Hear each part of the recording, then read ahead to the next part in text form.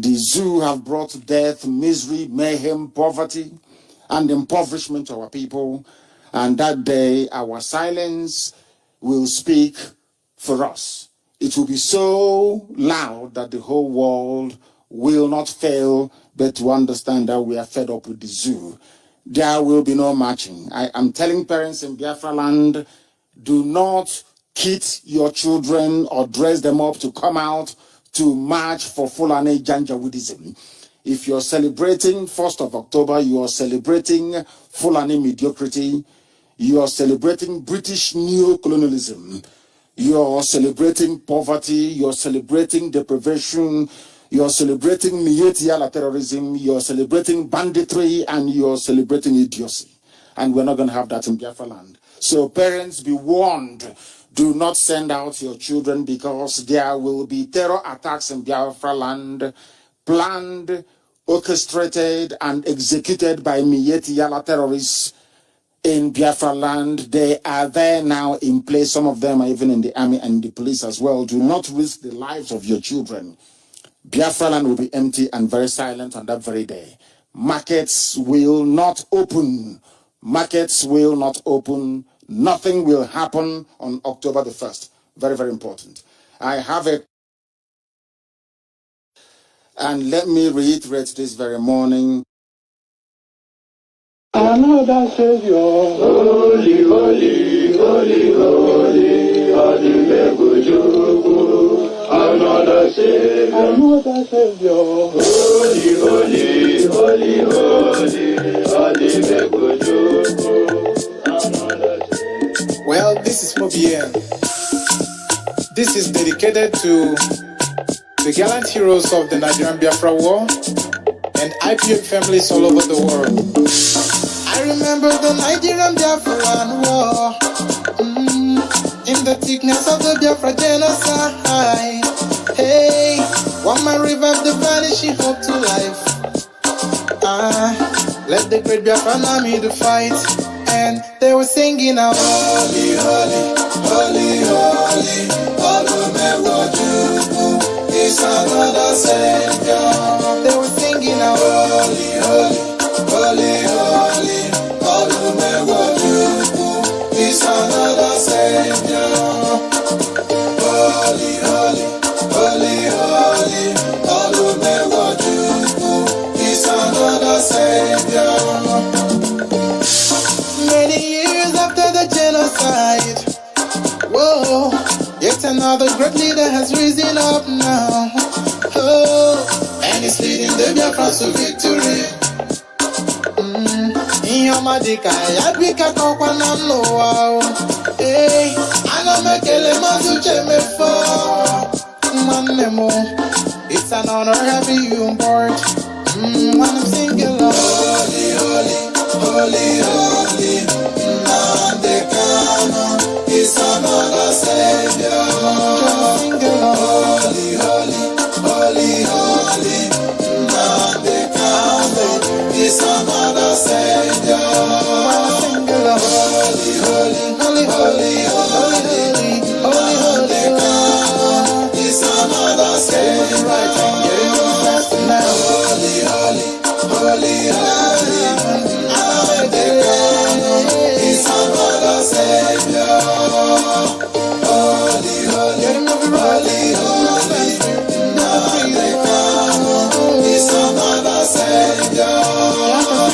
Holy, holy, holy, holy, Nnamdi Kanu is another Savior. And let me reiterate this very morning.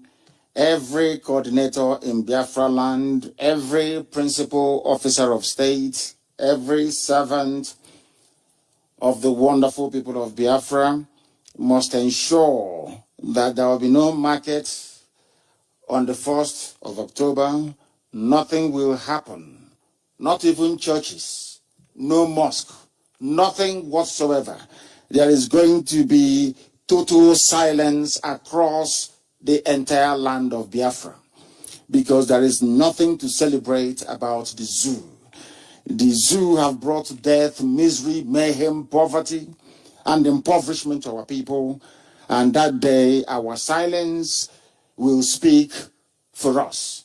It will be so loud that the whole world will not fail but to understand that we are fed up with the zoo.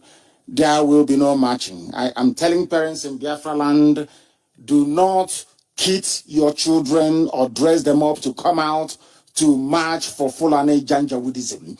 If you're celebrating 1st of October, you are celebrating Fulani mediocrity. You are celebrating British neo-colonialism. You are celebrating poverty. You are celebrating deprivation. You are celebrating Mietiala terrorism. You are celebrating banditry, and you are celebrating idiocy. And we're not going to have that in Biafra land. So parents, be warned.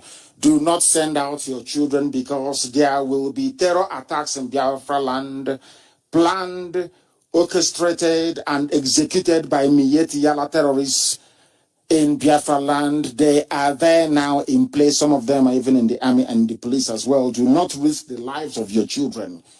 Biafra land will be empty and very silent on that very day. Markets will not open. Markets will not open. Nothing will happen on October the 1st. Very, very important. I have a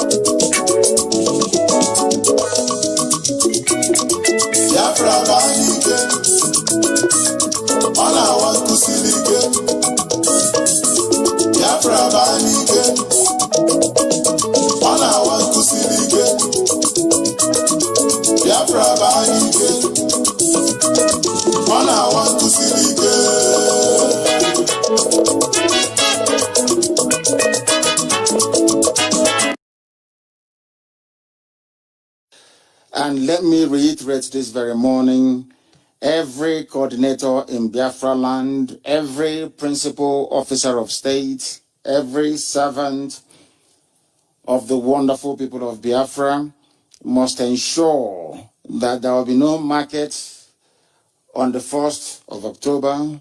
Nothing will happen, not even churches, no mosque, nothing whatsoever. There is going to be total silence across the entire land of Biafra, because there is nothing to celebrate about the zoo.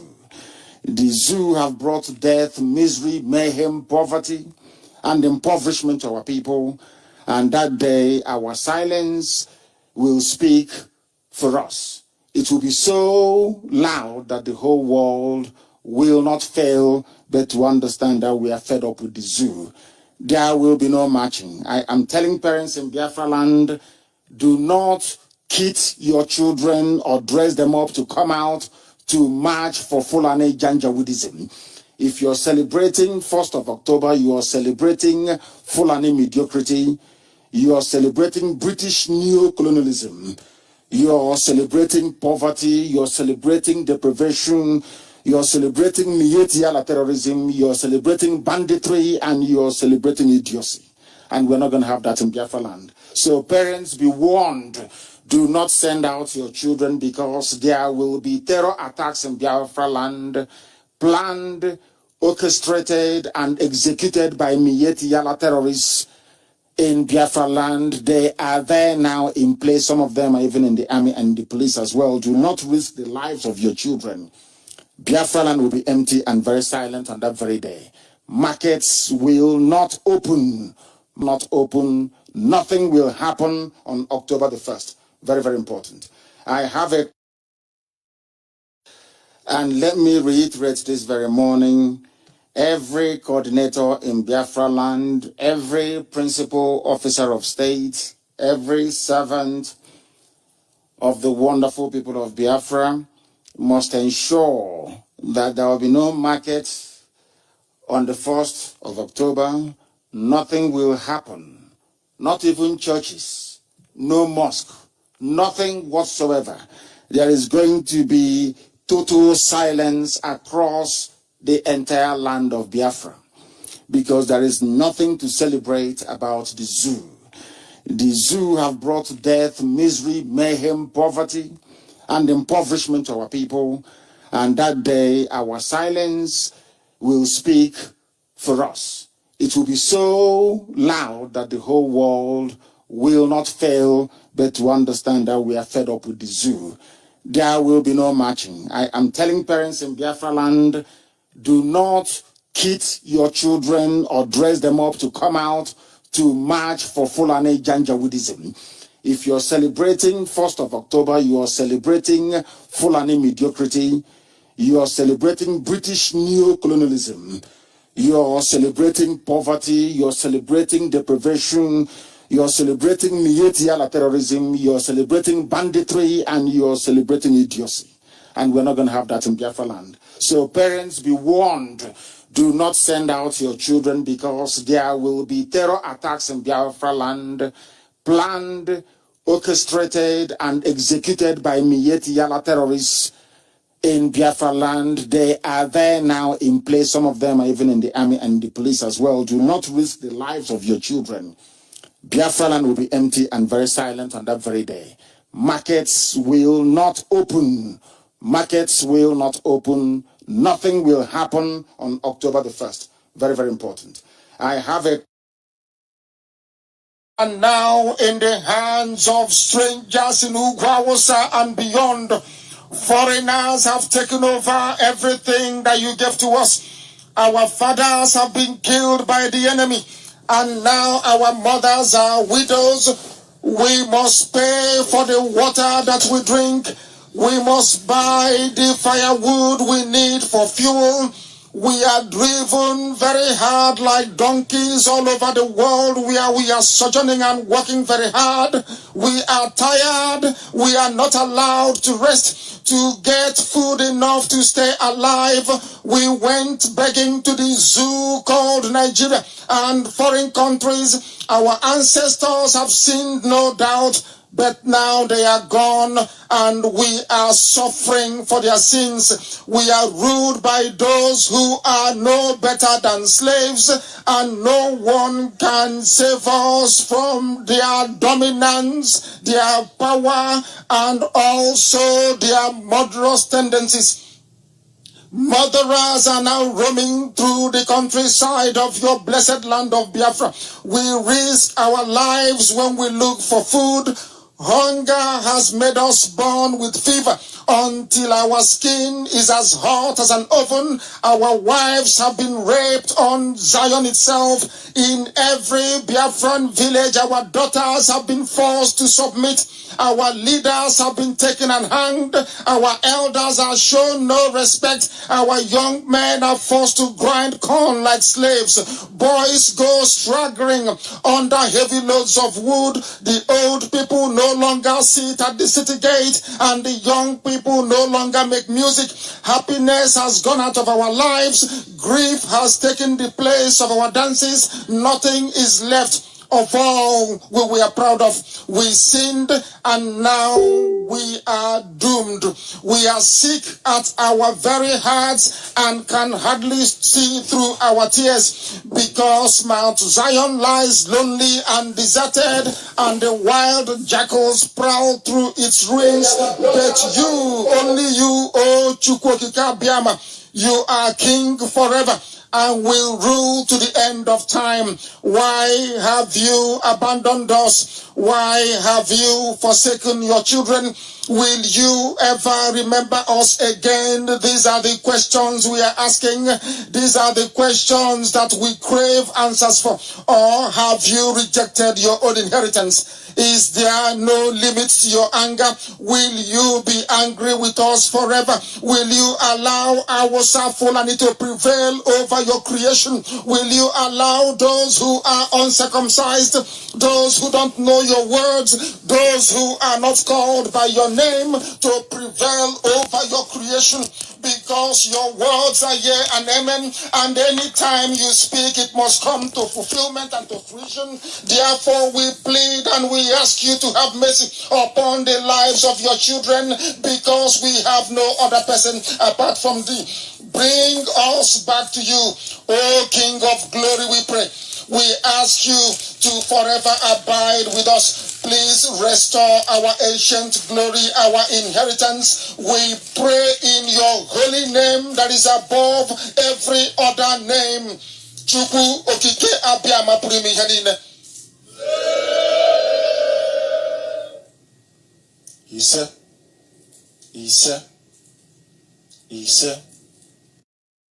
Fellow Biafrans, on the occasion of your rally to demonstrate your solidarity with the struggles of your kith and kin back home, I send to you all fraternal greetings. As one who has been entrusted with the onerous responsibilities of guiding our young republic through these difficult times, I must confess that it is always a source of deep pleasure and encouragement to me to receive assurances of the support of the people and their continuing determination to persevere until complete victory is achieved. It is, therefore, with feelings of unbounded pleasure and deep appreciation that I salute this august gathering. You are all aware that for over 4 months now, Nigeria has been waging a war of aggression to destroy Biafra and her people. This invasion by Nigerian hordes was mounted because the people of the former eastern region of Nigeria were forced on May the 30th, 1967, to declare themselves the independent state of Biafra in order to assure the security of their lives and property. As you are aware, the people of the former eastern region of Nigeria had believed, as if it were an article of faith, in the concept of a united Nigeria. No section of the then Federation of Nigeria had worked as assiduously for the attainment of this ideal as did Eastern Nigeria and her people. No section had made as many and varied positive contributions towards the realization of true unity. Having over the years spearheaded the movement for closer union, having demonstrated our faith in Nigeria in concrete terms by allowing our sons and daughters to sojourn in other parts of the country, thereby contributing tremendously to the development of such areas to the neglect of our own, it was a hard decision for us to take to opt out of a federation in which we had invested so much. But we had no real choice. Over the years, our erstwhile compatriots had made it clear in unmistakable terms that they did not want us in the Federation. Since the 1950s, our people were expropriated and discriminated against in parts of Nigeria other than their own. Furthermore, the experience of the 3 harrowing waves of remorseless genocide in 1945, 1953, and especially in 1966, involving a total of nearly 40,000 dead and countless others maimed or destitute, provided an object lesson which could not but be taken seriously. Self-preservation is probably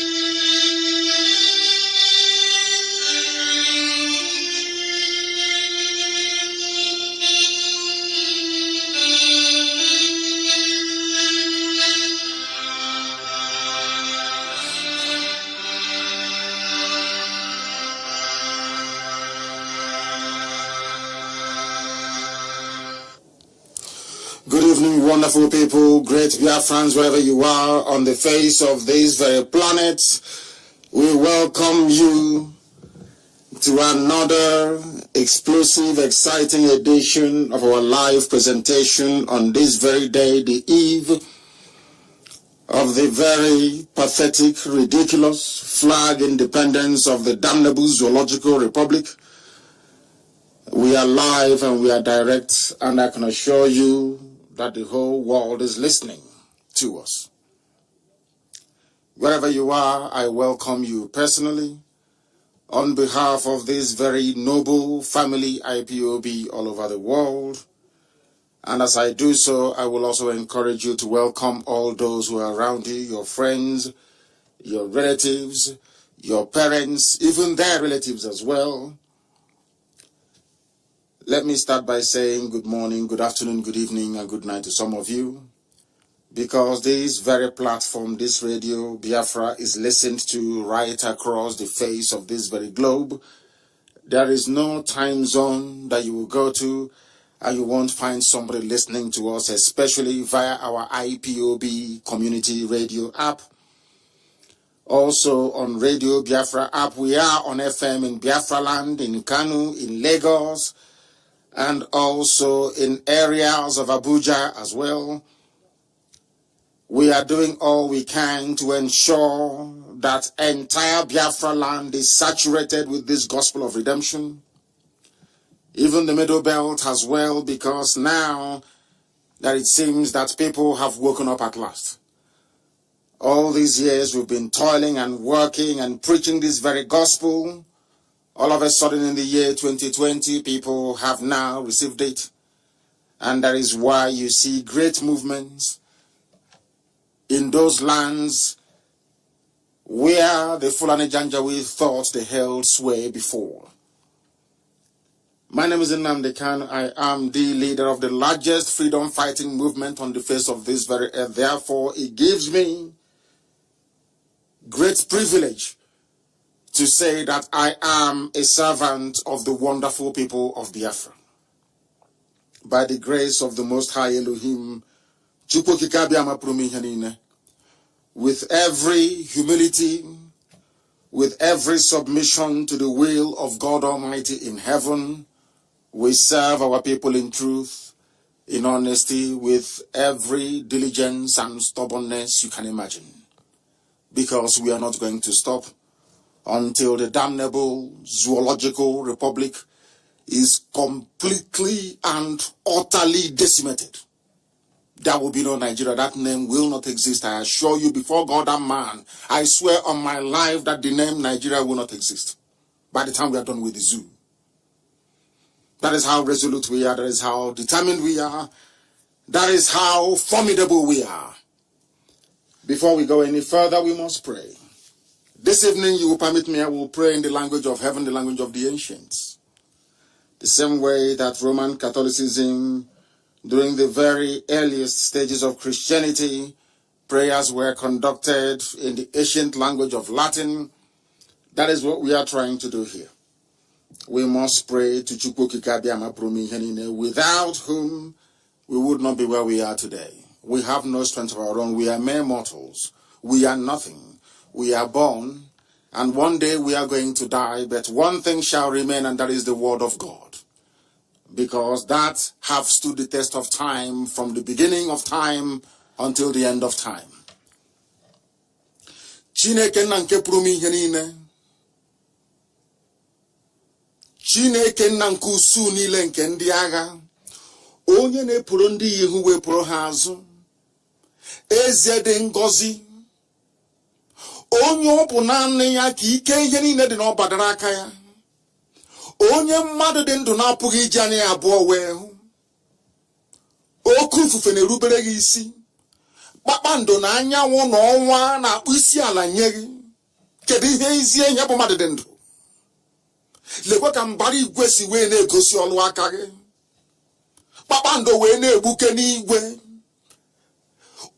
Chisa chijie. Mmiri na-ezo, anwụ na-acha. Ihe niile ndị a niile na-eso usoro nke gị onwe gị kwadoro tupu mgbe wee malite.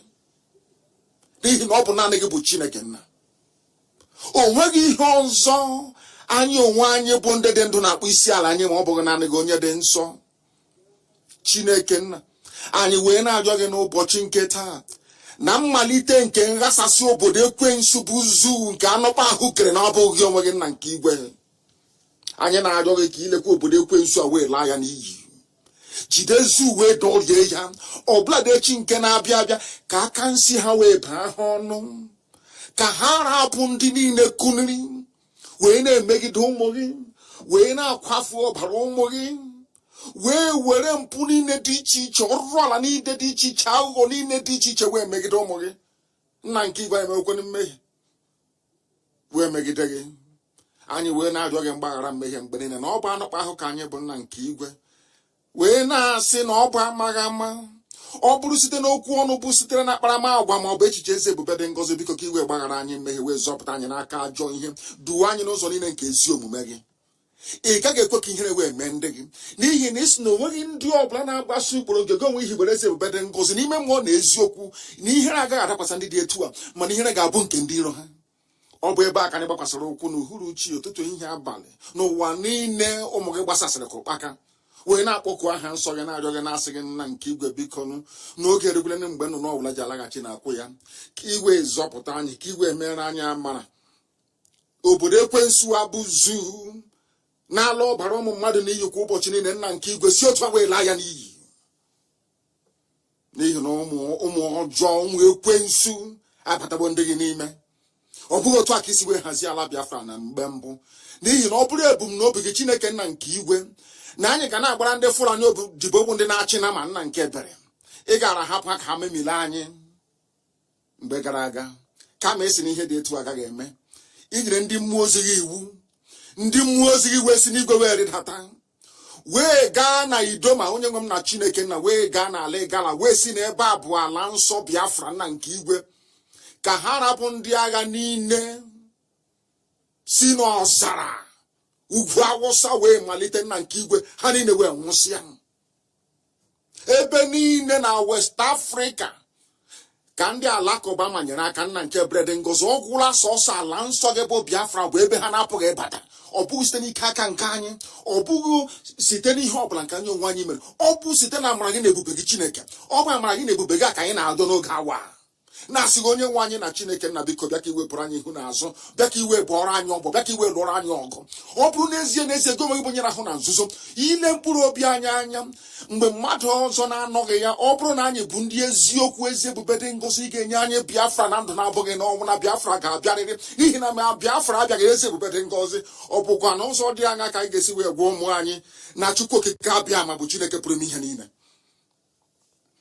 Anyị wee na-arịọ gị, wee na-aja gị mma ezi ebube dị ngọzi, ka i wee chebe ndị gị, n'ihi na ụmụ ekwensu a apụtawo ọgụ ndị niile bụ ndị Fulani were wetinye n'ọchịchị n'ala nsọ ya eze ebube dị ngọzi oge ruo mgbe aka ga-ebi ndị dị etu a n'ala oge rule ma ha ga-eji ala ezere mmiri eze ebube dị ngọzi biko ị ga-agba anyị ume ị ga-enye anyị ikikere ị ga-akwado ụmụ gị ga-eduru anyị wee gaa agha wee lọta nna nke igwe n'oge Biafra eruwo onweghị mmadụ ndị pụrụ ịkwụsị ya anyị wee na-ajọ gị ka ịma mma gị na ebere gị ịhụnanya gị na ọmịiko gị wee mụbaa n'ime ndụ anyị ka ezinụlọ a dị nsọ bụ IPOB n'ụwa niile nna nke igwe ka ọ bụrụ ihe ịrịba ama n'ụwa niile tinye anyị ezi omume gị n'ime gbaghara anyị mmehie makwa zọpụta anyị n'aka ajọ onye bịa ka iwe duru anyị wee banye n'ime Biafra nke ikwere anyị na ngwa n'ihi na anyị akwadogo oge ahụ eruwo nna nke igwe lekwa obodo ekwensu bụ ụzụ echi nke na-abịa abịa ụfọdụ n'ime anyị bụ echi na-abịa abịa bụ 1st of October Chineke nna nke igwe bịa ka ihere dakwasị obodo ekwensu ahụ bụ zu ka ụwa niile wee mara n'ezie na ụmụ Biafra bụ ụmụ Chineke anyị wee na-aja gị mma wee na-eto gị na-agọzi aha nsọ gị wee na-aja gị mma na-ebuli gị elu isi n'ala ka anyị na-akpọ wee nye aha nsọ onye kere eluigwe maka elu ụwa ugbu a mara mgbe niile ebighị ebi ka anyị na-arịọ gị ise we must preach this very gospel of redemption. Chineke nna mere m ebere. The zoo has fallen, and I say it with every degree of certainty. Those who are propping up the zoo, they have spoken today. Her Imperial Britannic Majesty have sent, as always, has sent her congratulatory message to the country that they created. This is something that we are going to focus our mind and our analysis this very evening.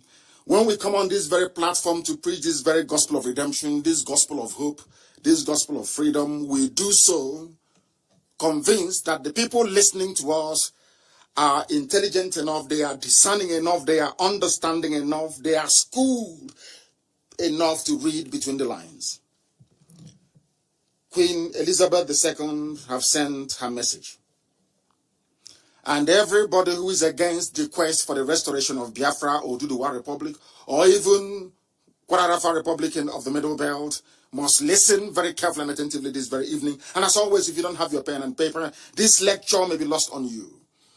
Therefore, I recommend very, very strongly that you avail yourself a piece of paper and pen as well, because after this program, I expect people to go and do some research. If you're kicked out of Facebook, please endeavor to listen via IPOB Community Radio. Very, very critical, very, very important. There, they have no control.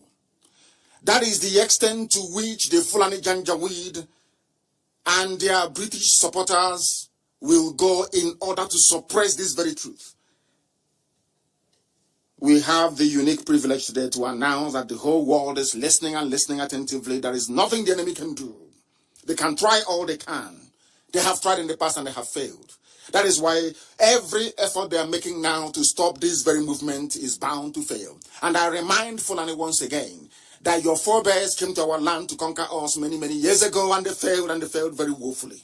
This time around again, you are going to fail. Not minding all the machinations of corrupt, idiotic, and shameless Fulani slaves like Dave Umahi, Okezi Bazu, and that idiot, that fool that some people still stupidly refer to as a governor. Some idiots who don't reason still call that fool who opposes them a governor because they have no brain, they cannot reason. Did you vote for him? Did you ever vote for Hope Uzodinma? I ask you, why would you refer to him as a governor? Governors are those who were voted for by the people, or even rigged into power with the consent of the people. Now I ask you, why would any sensible being refer to Hope Uzodinma as a governor? Did you vote for him? He is the Fulani administrator, of course, Supreme Court Fulani administrator of Imo State. He is not a governor. If you refer to him as a governor again, I will block you, for my friend. I will ban you. I'm telling you the truth, because you're a fool. Why should you refer to him as a governor? Did you vote for him? This is how you people perpetuate evil. You keep calling him governor. He stays there for 1 year, and people will think now he's a governor. Who told you he's an administrator, a Fulani appointed administrator of Imo State? That should be sink into your skull. If you listen to us, if you're part of this very movement, you need to be consistent, philosophically and ideologically consistent. You don't waver. You don't go back. You don't try to join the zoo, the animals in the zoo, to behave the way they do. As long as nobody voted for Hope Uzodinma, he is a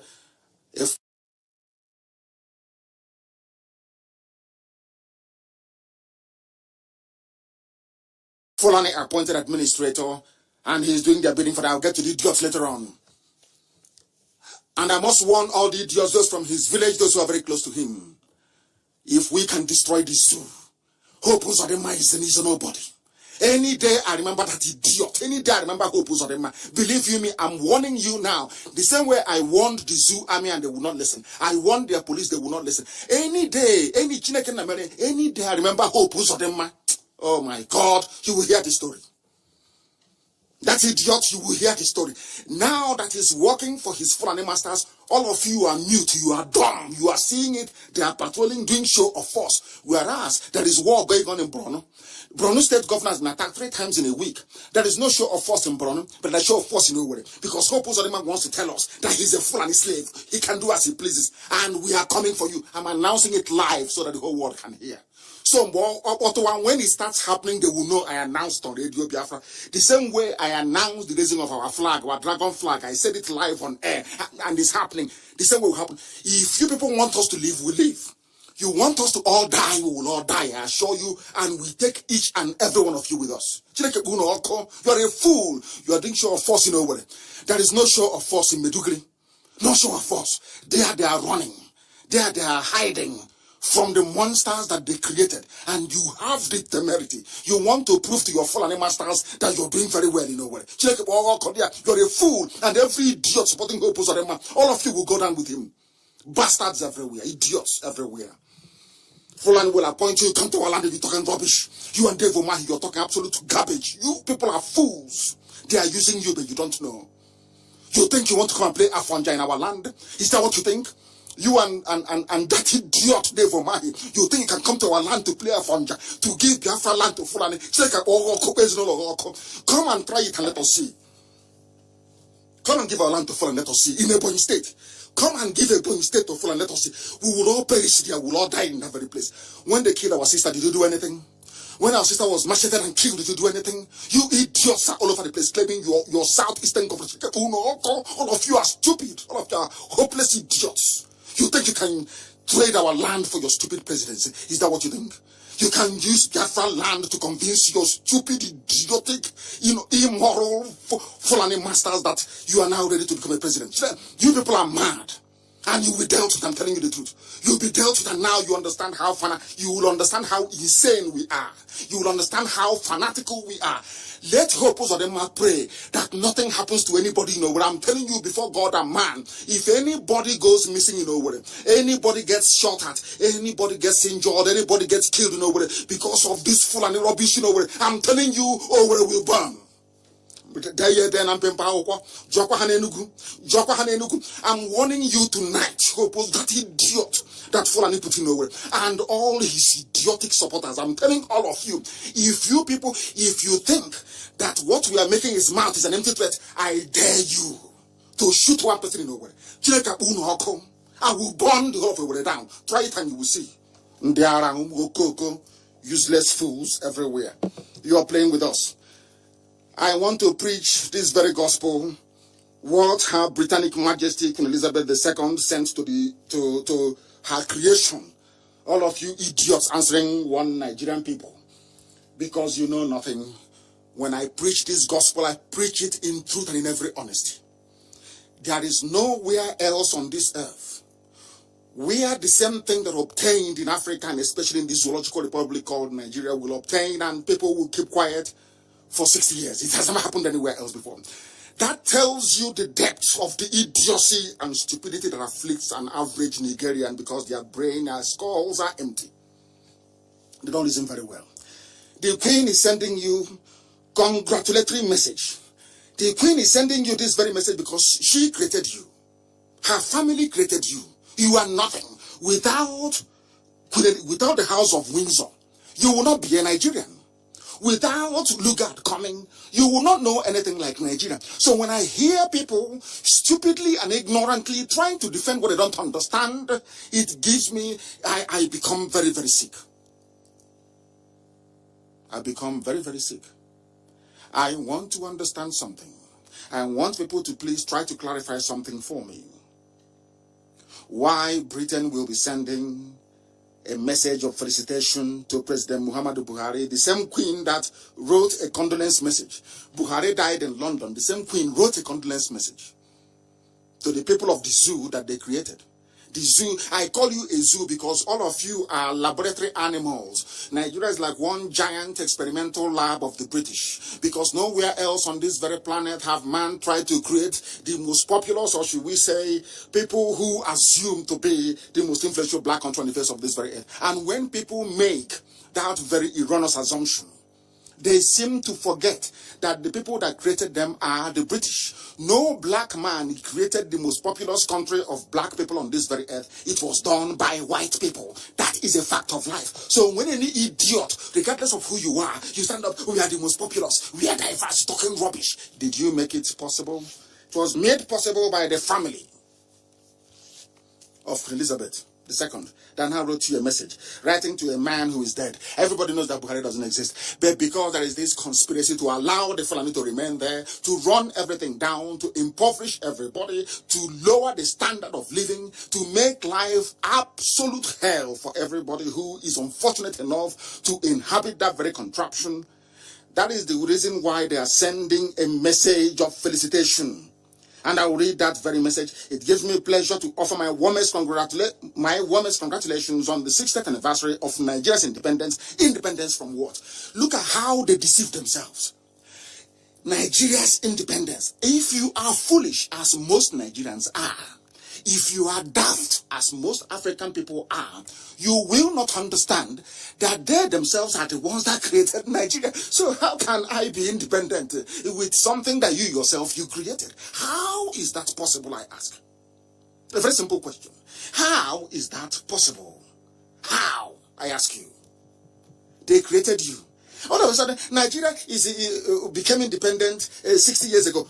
What Nigeria? Who created that thing that became independent? Britain created the Nigeria that became independent from Britain and is still answering Nigeria till this very day. Oh, come on. Black people, please try to reason. Black people, try to engage your brain cells. I'm begging you. She is congratulating you. You guinea pigs that they created on your 60th anniversary. Together with my best wishes for your country's continued happiness and prosperity. Happiness and prosperity so that Britain can be taking our oil and gas without paying for it. I'm an Anglophile, I hold a British passport. I say it very clearly and very openly because it is the truth.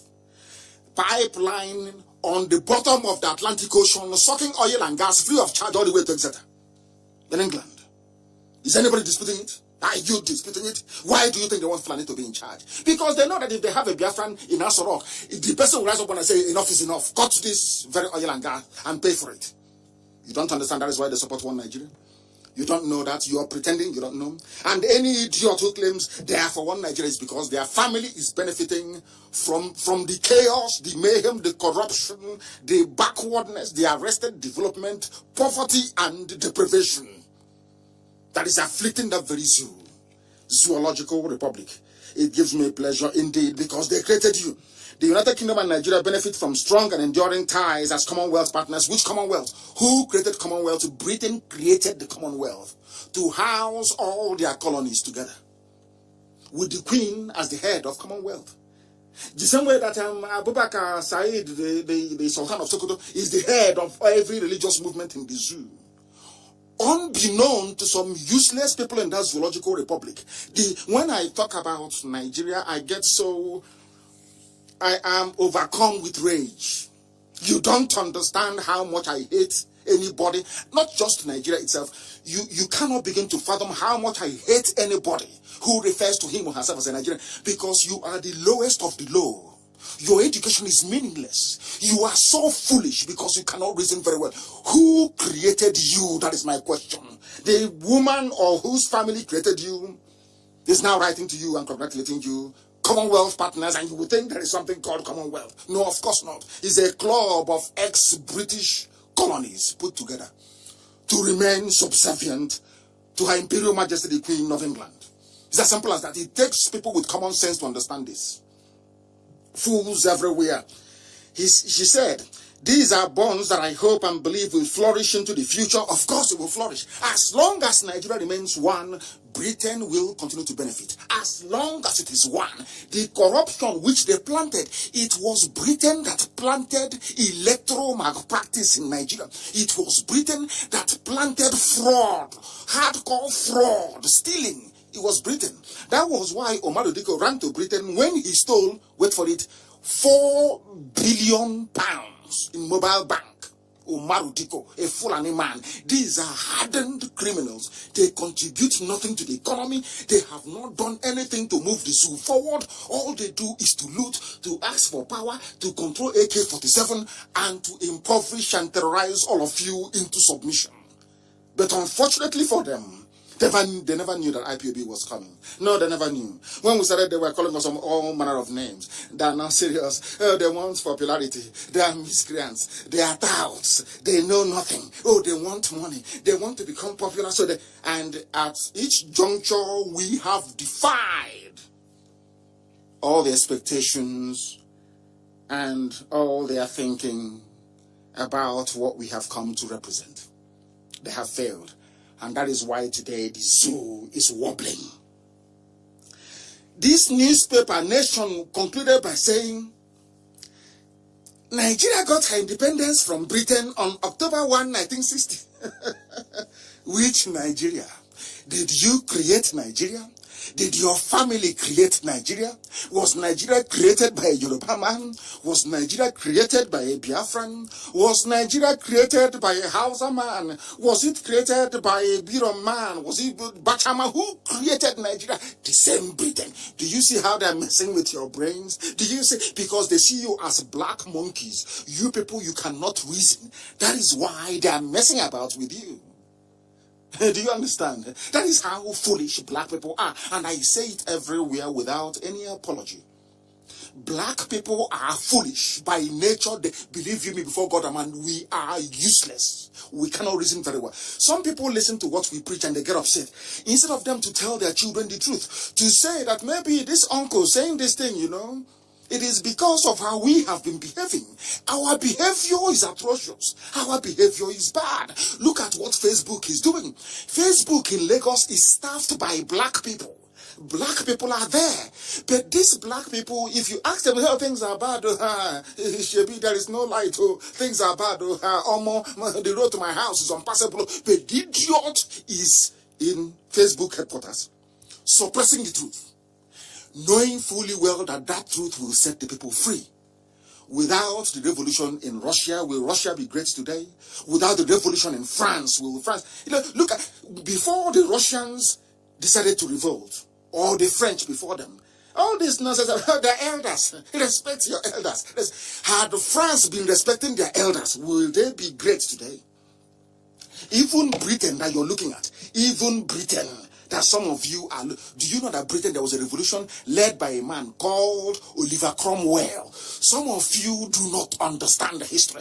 The reason why the House of Windsor, the royal family, is responsive to the needs of the people of the United Kingdom was because there was a time the people revolted and they took over the government. They caught their king, Charles I, and they cut off his head. Are you aware of that? No, you don't know. So if they were there, let's respect our elders now. Do you think that the world will be where it is today? I'm asking you. After the Second World War, Japan became a major force in the world because they went to the Emperor Hirohito and said, enough is enough. We cannot go on like this anymore. And there were reforms. Don't you understand that? You dumbos in Africa, you unreasonable monkeys from Africa, don't you ever reason, don't you understand what I'm saying? Did America not have a revolution? Did they not even go to war to end slavery? Because of what they believe in. Because that is the thing about white people. They fight for what they believe in. A useless black moron will just be there absorbing and consuming whatever garbage you feed the fool. That is why an 80-year-old man will take up a page in a newspaper and be writing rubbish, saying, I am against the Dudu agitation. I am a Nigerian. And I'm asking this idiot, did you create Nigeria? Is it a BCU or no Banjo, whatever the idiot is? I'm asking you, did your father create Nigeria?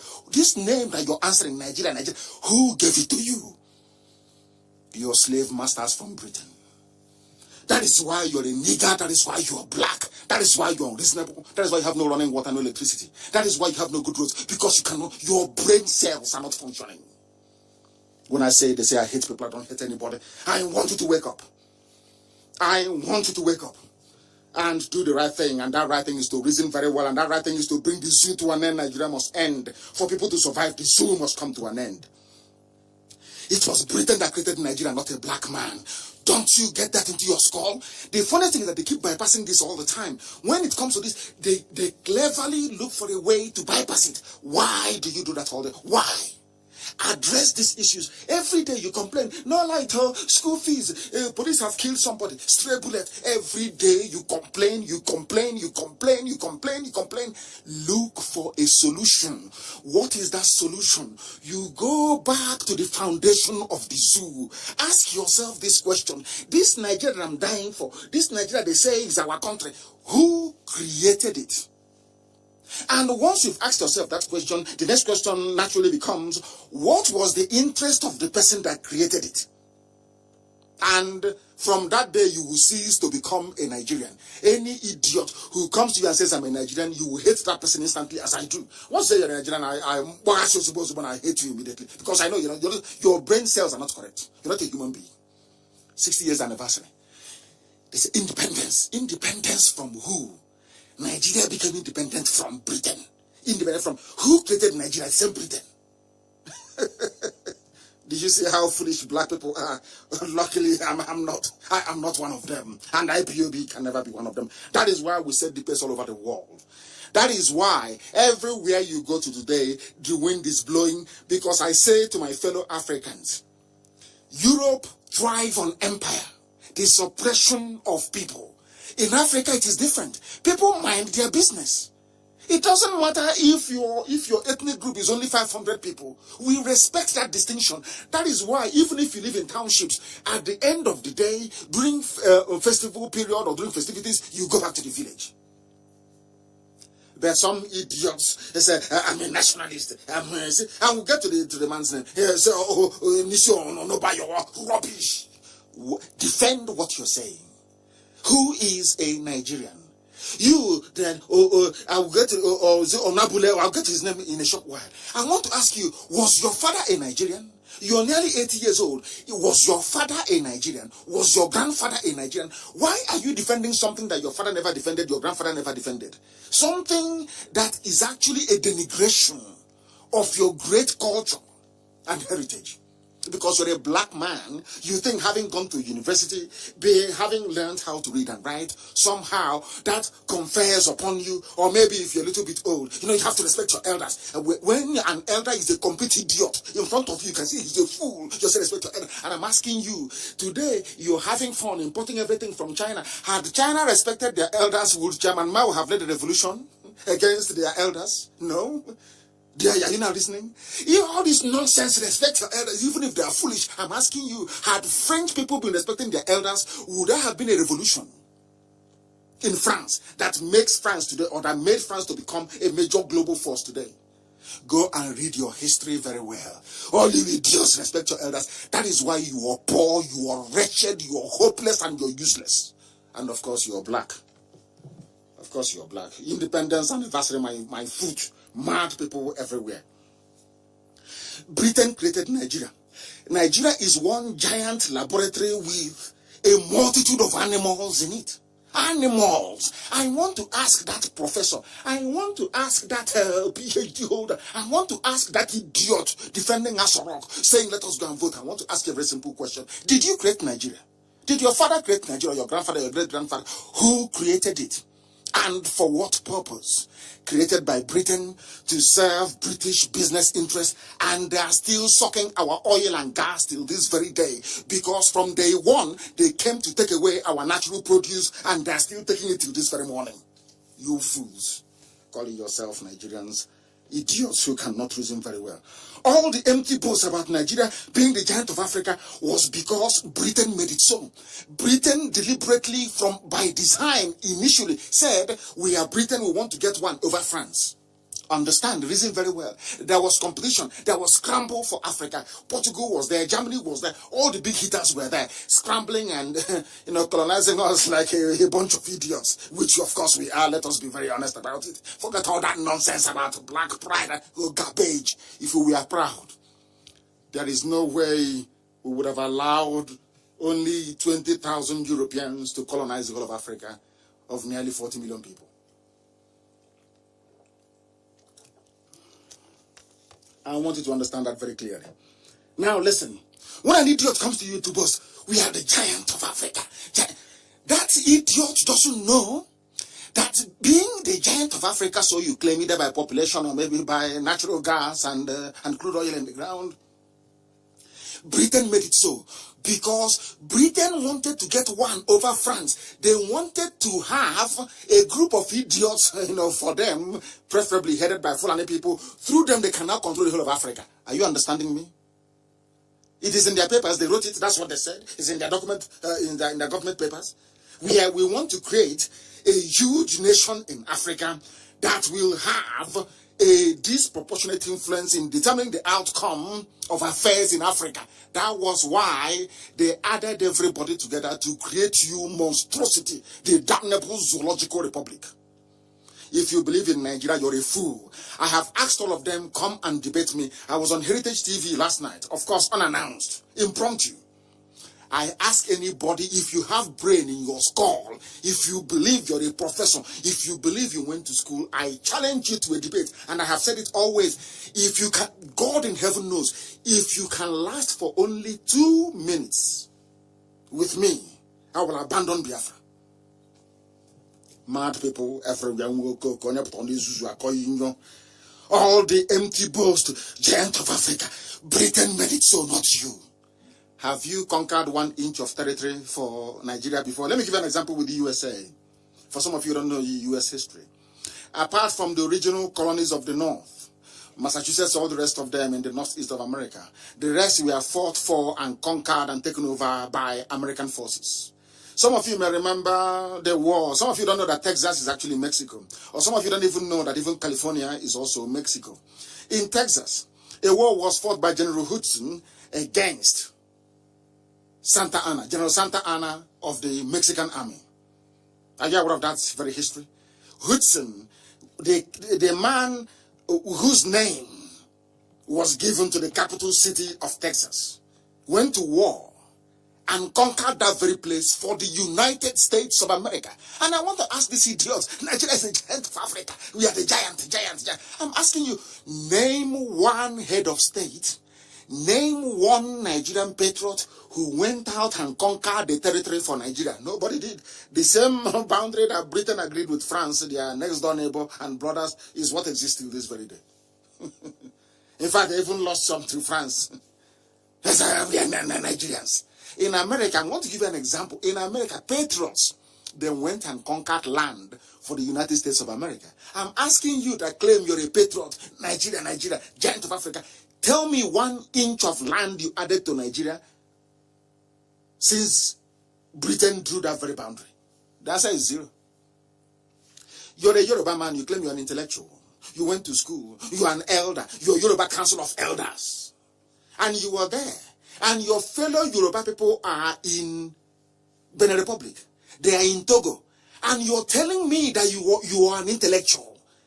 You are more concerned about a janjaweed that you don't know where the idiot comes from with AK-47 killing your children in your forest than your own flesh and blood who are residing in Benin Republic. And you're telling me you're an intellectual. I am struggling to understand this type of intellectualism in these baboons and monkeys.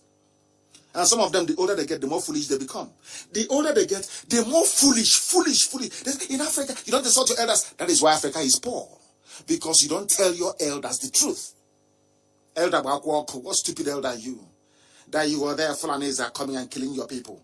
And you know the solution is for everybody to go their separate ways. The way we were before the white man came. Before the white man came and built this useless monstrosity called Nigeria, where Fulanis coming to kill you, of course they took a lot and that was it. And they stopped. You fought them and they stopped. Were Fulani people in Aga to killing people?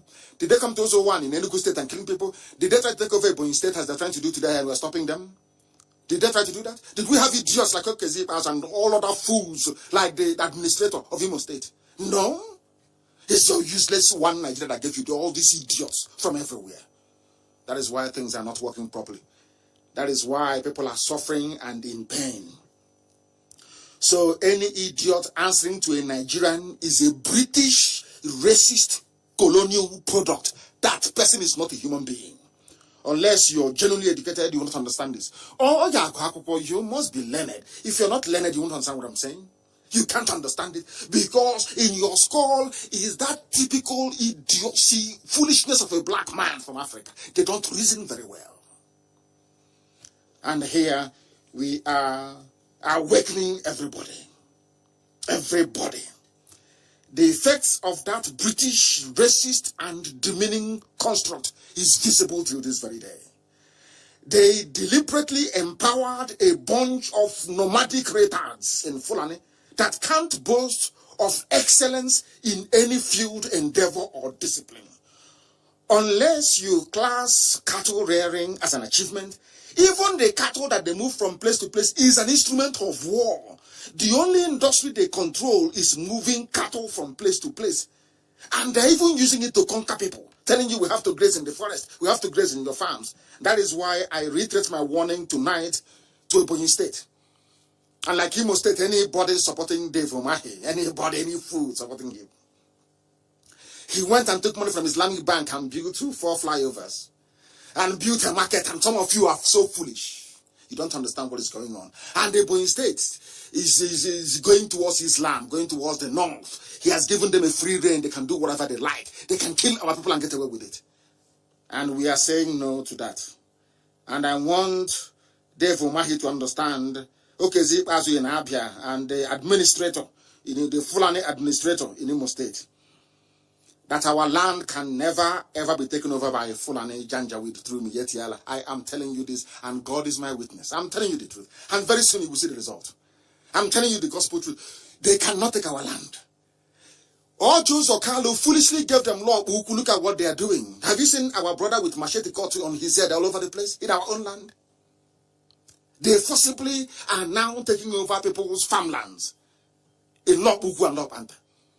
Courtesy of all Jews or Carlo, and he wants to come and campaign to be president. It's impossible. You know, all of you know it's impossible. Not whilst we live, it's impossible. I want to assure all of them, all of these Efulefus, as the little money that the Fulanis have allowed you to steal and keep, you think you can use to fight IPOB and fight what we are doing, you are fighting yourself. It is your doom.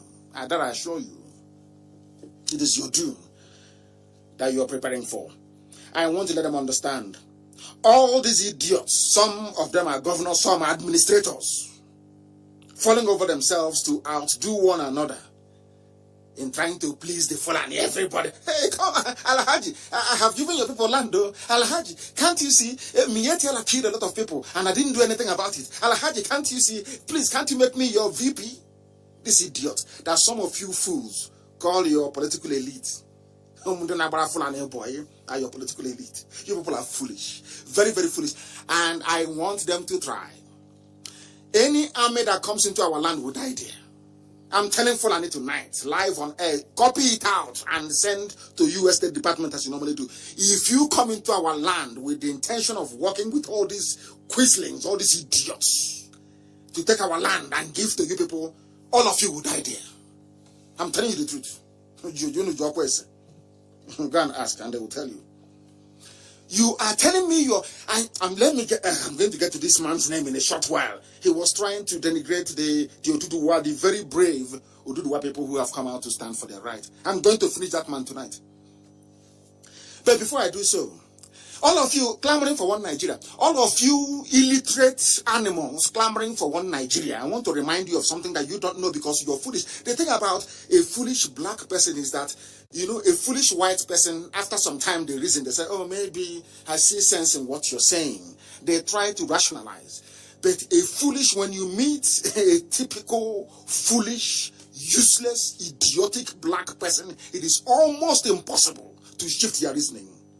I want to try tonight. I want to attempt to see if I can shift their reasoning for them to be able to reason properly. Because tomorrow I'm going to be live on air.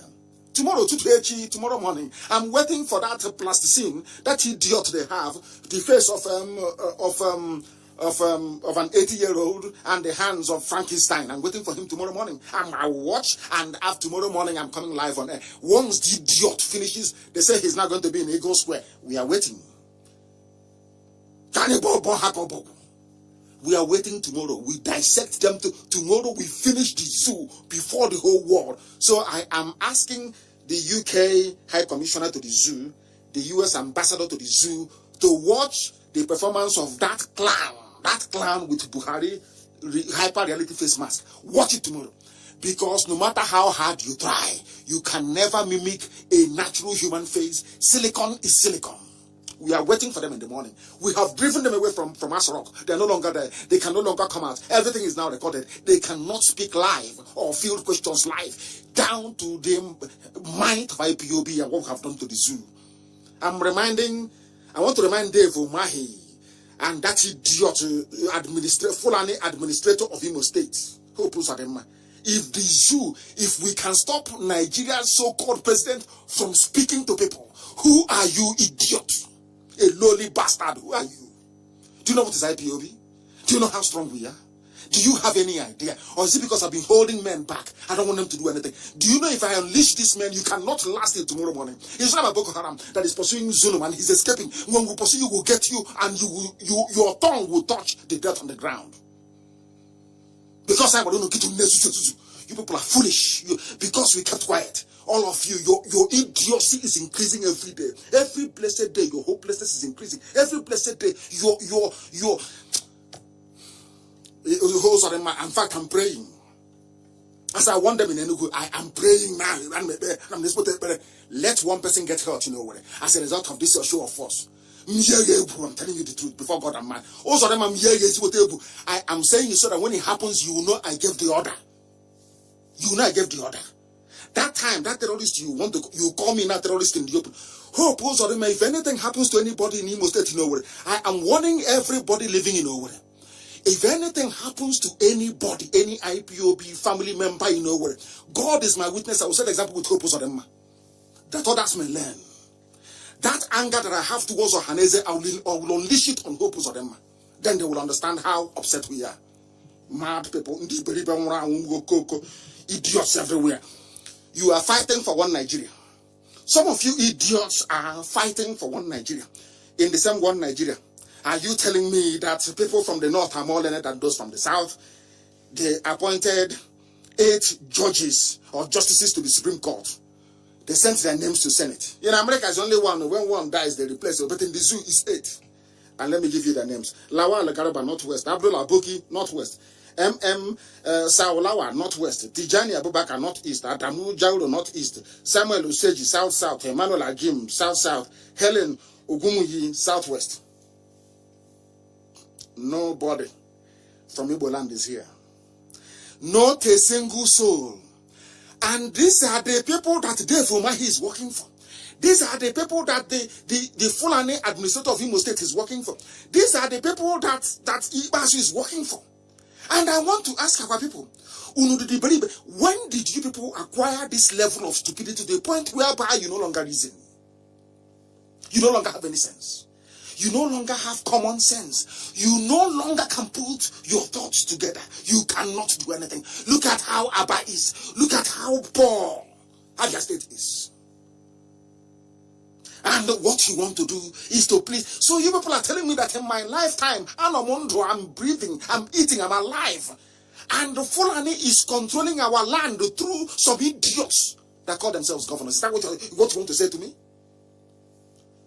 If you support them, you and them are in a very serious mess. I'm telling you. You people underestimate us. That's the zoo. They were underestimating us. Hell, leave them there. As Nyangodo told them, oh, forget. Why negotiate with Nnamdi Kanu and I'm here? Who is he? He cannot do anything. But today, the zoo is rocking.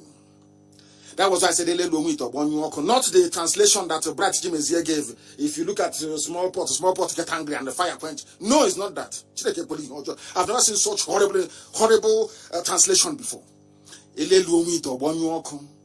people thought if you live there in Miss Grants, he's talking from London, nothing can happen. But it's happening, isn't it? Can your president talk? Can he speak in the open? We caged the idiot inside that rock. We have woken up the consciousness of the people. Yoruba has risen up. Oduduwa is here. Middle belt is rising up. Who is going to stop us? Who is the idiot that's going to stop us? Who is the fool? Who is the idiot going to stop us? Pray that they kill somebody in nowhere. Then Uzodinma will see me. You will now see me very well. Face to face. You will now meet me.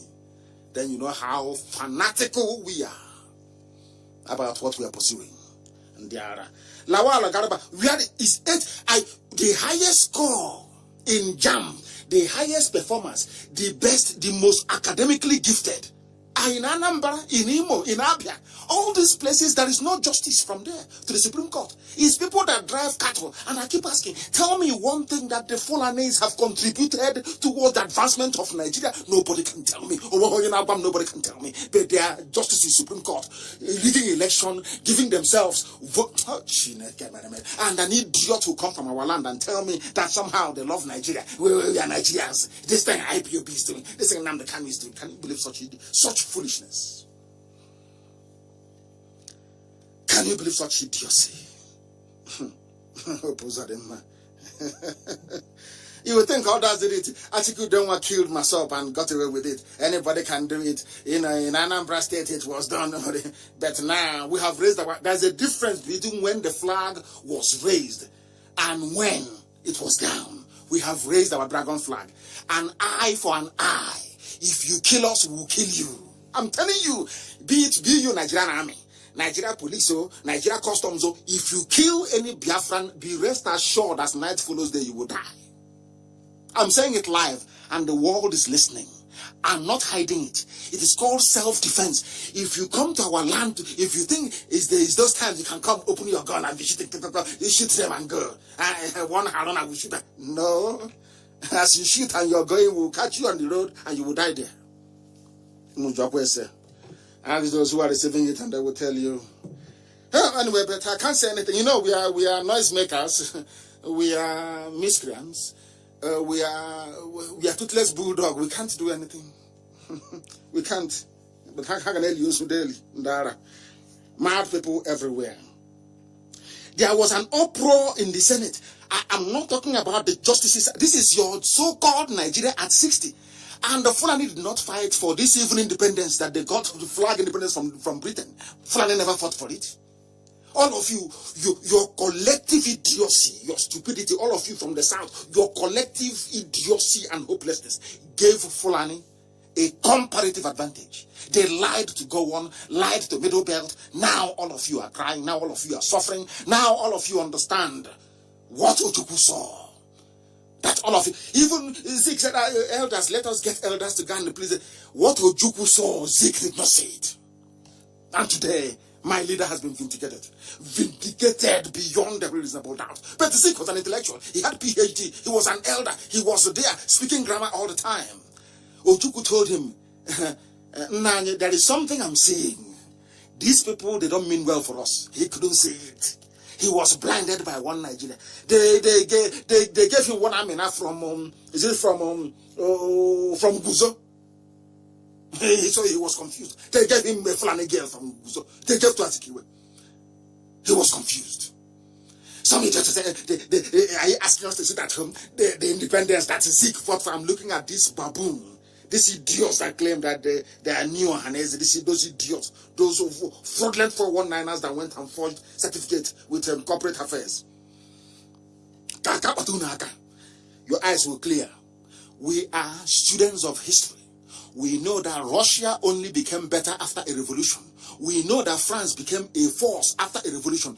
Britain became a world leader after a revolution. There must be a revolution, and it is more than ripe in the zoo. Stupid people. We are elders. You know, we respect our elders. Your elder is an idiot. Complete fool. Respect your elders. And they are hopeless people everywhere. I have not come here to suffer fools gladly. I tell you the truth, regardless of the consequences. There is uproar. Even the position that we are holding, they have given it to a northerner. Are you aware of that? Are you aware? You from the east fighting for one Nigeria. This is our Nigeria. This thing these boys are doing is going to cause trouble. Let it cause trouble today rather than tomorrow.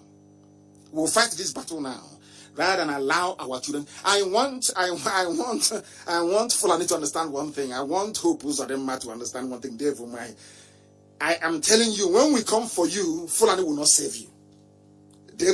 As I'm talking, write it on a piece of paper. When we come for you, you see Fulani. Burata is not there anymore, of course. Fulani cannot save you. So it doesn't matter how many years. If you like, pave the streets of Abakaliki with gold. You cannot fool us. It is part of Islamic Takia. They want to take over Ebonyi State. So they gave you loans through Islamic Bank to build bridges and flyovers. So when we talk about what your plans are, they will say, oh, but can't you see bridge? Can't you see market? As if are we fools? You don't know, I have studied the history of Islam. Their trickery and how they conquer people, especially Fulani. You don't know I spent years studying them? The money you used to build flyovers is not from Islamic Bank. It was not a loan. That is why they can kill our sister and they get away with it. No, nobody will talk.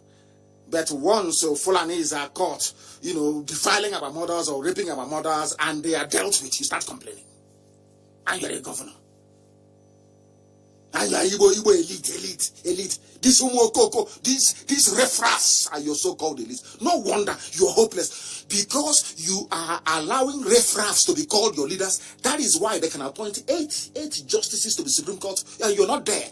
And you cannot even reason and ask yourself, why are we not there? When you have Umokoko, when you have idiots, complete fools as your leaders, what do you expect? So it was only Abaribe that spoke, as usual. Only Abaribe that spoke. Amina. Zeke he forgot everything that he went to do. Forgot everything to fight for his people. I'm not calling you one Nigeria nonsense, talking jazz, talking rubbish about one Nigeria. The nomination of Aisha Umar by President Muhammadu Buhari, of course, that's what they will say, because Idot is in a grave in Saudi Arabia. I don't know how you can be in a grave in Saudi Arabia and you are supporting somebody. The nomination of Aisha Umar by President Muhammadu Buhari as the Director General of the National Pension Commission has caused an uproar in the upper legislative chambers of the National Assembly. Some senators on Tuesday vehemently protested the nomination as soon as the Senate President Ahmad Lawan read Buhari's letter seeking Umar's confirmation as the substantive DG of the agency. The letter also named Oyinda Shola Oni as the chairman of the agency. 6 nominees, there was uproar. People were complaining. Of course, Abaribe stood up as usual and declared that Omar from the Northeast should not have replaced the former DG, Mrs. Chinelo Anohu Amazu, who's from the Southeast. They were supposed to appoint somebody from the Southeast to replace this very woman who was going, Chinelo Anohu Amazu. But they went to the North. And the people, after looking at all this is blatant, broad daylight nepotism, broad daylight, Fulani takeover of everything. After seeing all these things in Abuja, you come from Abuja and you're writing to this day newspaper. This thing they are doing, we don't want our nation to fracture. You have seen Fulani here fracturing it. Can you not see Fulani what they are doing? Are you blind and also very stupid? You cannot see what the Fulanis are doing? Can't you see it? And you are in one Nigeria doing 60th celebration, and our country will be great again. Your useless zoo cannot be great because it is a zoological republic, a place filled with animals everywhere. 8 judges confirmed, none from your zone. And you come out and you're saying you believe in one Nigeria. Can you believe such nonsense? Are you telling me that those are appointed, that they do better? These are Sharia judges. Sharia judges. Sharia judges. But some of you are dumb. Some of you are foolish. Some of you are idiotic. That idiocy is what I want to gouge out from the brain of a black man. A black African man is foolish. The reason why I speak the way I do, I want to surgically remove that part of a black man's brain that is filled with idiocy and stupidity. People who cannot reason. You are in Abuja, campaigning for one Nigeria. No single position.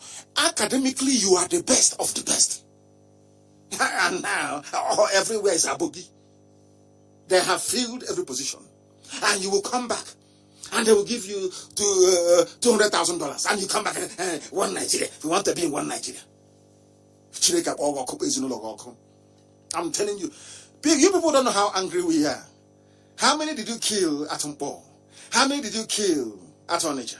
How many died at Mbiama? How many did you kill during Trump rally in Igbocha? How many were killed in Enugu? How many did you kill in my house? Has it stopped us?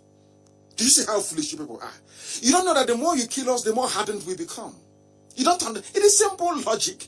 If ordinary Boko Haram that did not go to school can be giving you problems in your own territory in the north, imagine people like us who are educated in IPOB. Do you think it can last with us? I'm asking you. Oh dear me. Lord, have mercy upon your wretched black souls. Have mercy on you. And now I want you to understand something.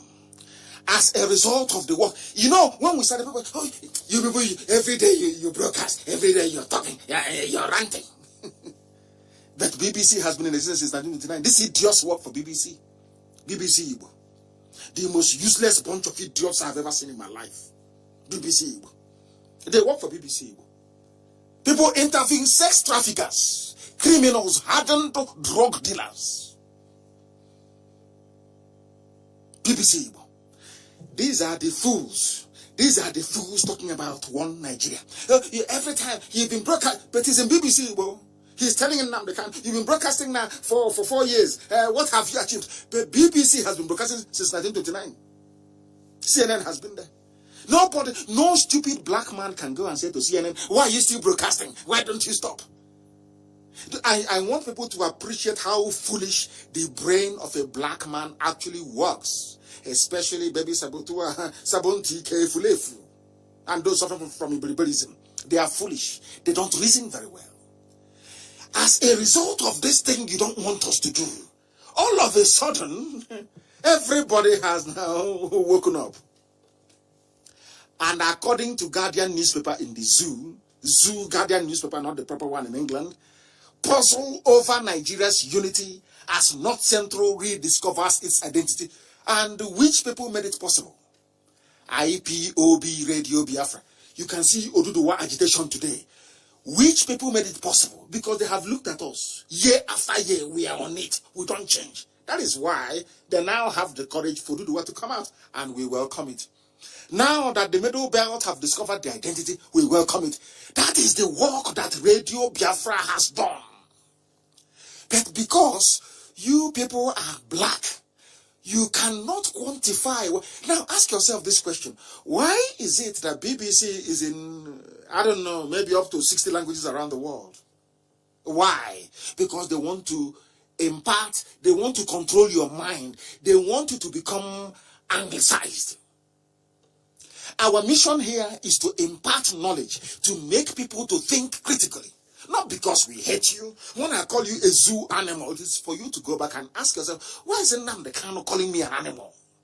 If you think about it, I'm telling you, before morning, you will come to the conclusion that I've actually done you a favor. We have done you a favor. Because now you can reason properly. Can't you see Middle Belt? Did they have the courage to rise up before? Now everybody's rising up. Down to this same IPOB, you know, miscreants. Those miscreants. Have you seen what they have done to the zoo? People are now waking up and asking questions. What gave them the courage and the impetus to do so? It is Radio Biafra and IPOB. Nobody else. No other entity. Nobody. And of course I will say the grace of the Most High in heaven. In heaven. People call them talking rubbish every blessed day. And you look at them and you laugh. You are coming against the most formidable, the most consistent, the most focused, the most fanatical freedom fighting movement on the face of the earth. The most fanatical. The only thing is that we have not picked up guns yet. In a big way. But it's coming.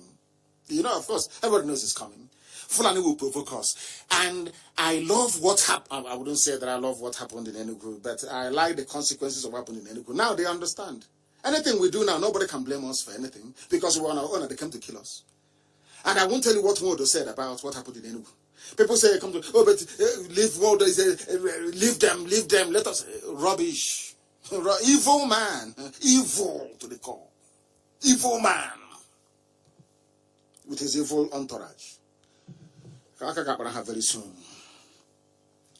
That Nigeria is more divided today. This is according to Guardian newspaper. Listen carefully to tell you how far we have gone. The work that IPOB has done.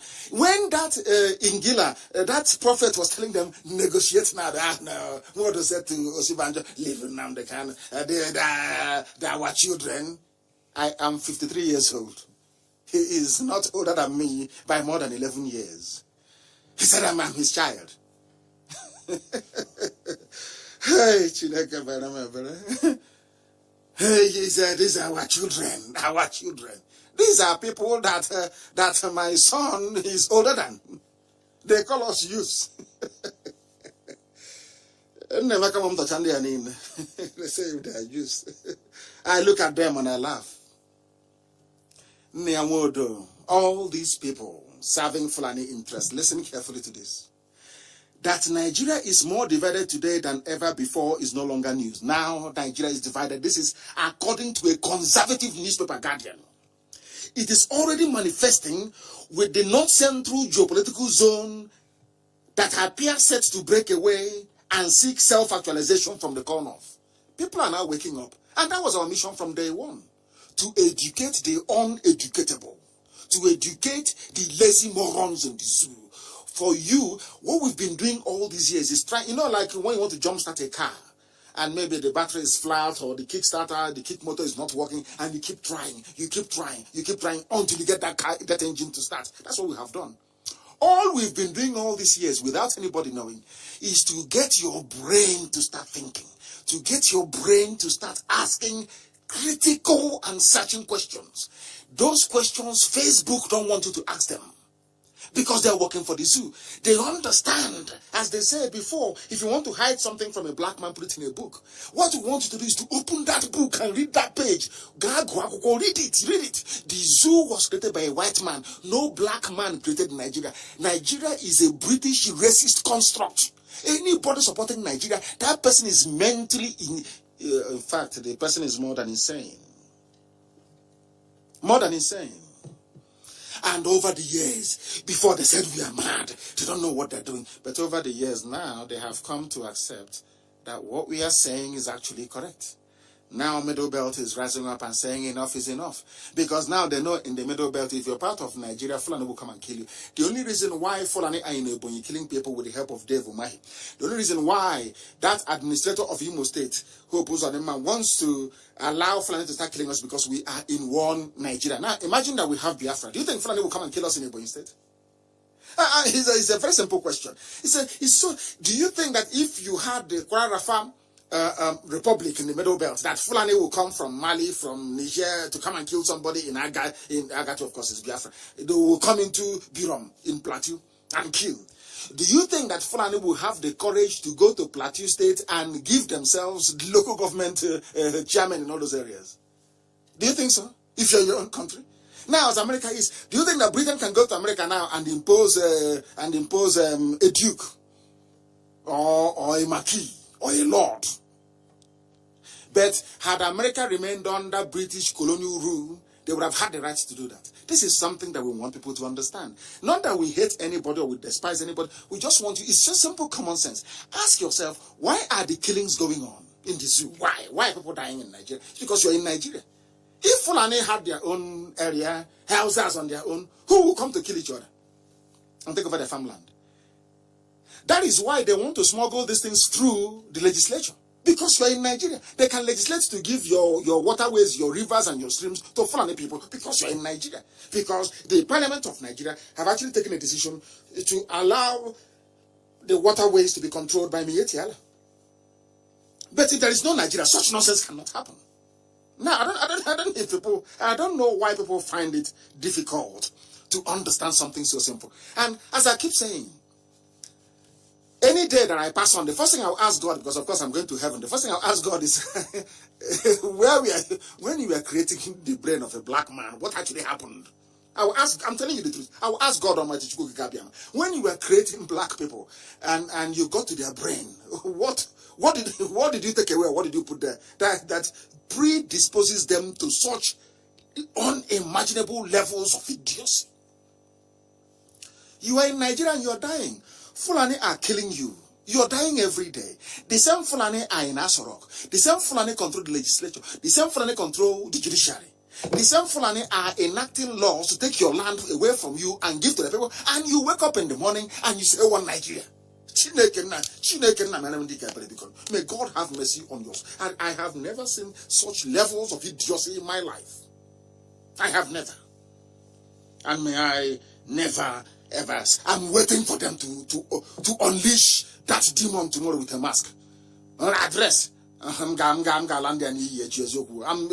will finish them tomorrow. Tomorrow I will finish them. Let them bring out that idiot tomorrow.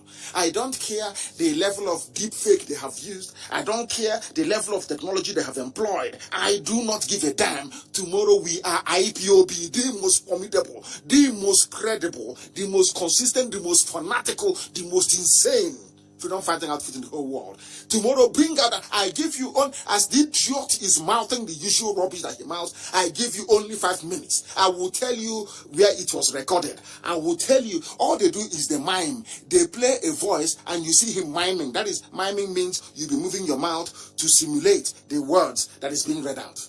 It doesn't mean it is you. That is why he couldn't address the UN live. Some of you say these things. Some of you see that his ear is bent. You can see 2 ears. You can see. I don't want to curse black people anymore. I'm telling you, I don't want to, because your stupidity is astonishing. It is mind blowing. It is astonishing. Nobody can ask. All these idiots saying one Nigeria, one Nigeria, one Nigeria. I want to ask you a very simple question. Why have you not asked your so-called president of one Nigeria? Why are you not giving us a live address tomorrow? Why are you not? Why can't you speak live in the morning? It has been a tradition in the zoo. Every monkey who's occupied that very seat from the beginning, every 1st October in the morning, they'll give an address. Why are you changing it now? Because Buhari is dead. Buhari is in a shallow grave in Saudi Arabia. You people concocted one idiot with a mask to be pretending and deceiving all of you. And I asked you a very simple question. These are people who claim they're intellectuals, people who claim they went to school. And I asked them a simple question. Look at the face of who you say is Buhari. Look at the face. Look at his hands. Look at his hands. Do they look like the hands of an 80-year-old? I am asking you, before you even look at his, look at the hands of an 80-year-old. You claim this because he's eating well in Asorok. The food they're cooking for him is very good. That's one Igbo woman who is cooking ofensala for him all the time. And I say to you, go and get me the hands of an 80-year-old millionaire anywhere in the world. George Soros, these are people who are billionaires. They are richer than Nigeria. Why are they not looking as young as the idiot in Asorok? These are the things that I expect people that went to school to be able to reason through and to fathom, but they can't understand. That was when this whole Jubril Buhari saga came about. Believe you me, any atom of respect I had for black people, for Nigerians, disappeared. That was when I knew that the conquest of black people, the subjugation of black people, slavery wasn't a coincidence. These are physical manifestations of the idiocy of a black man. I'm telling you the truth.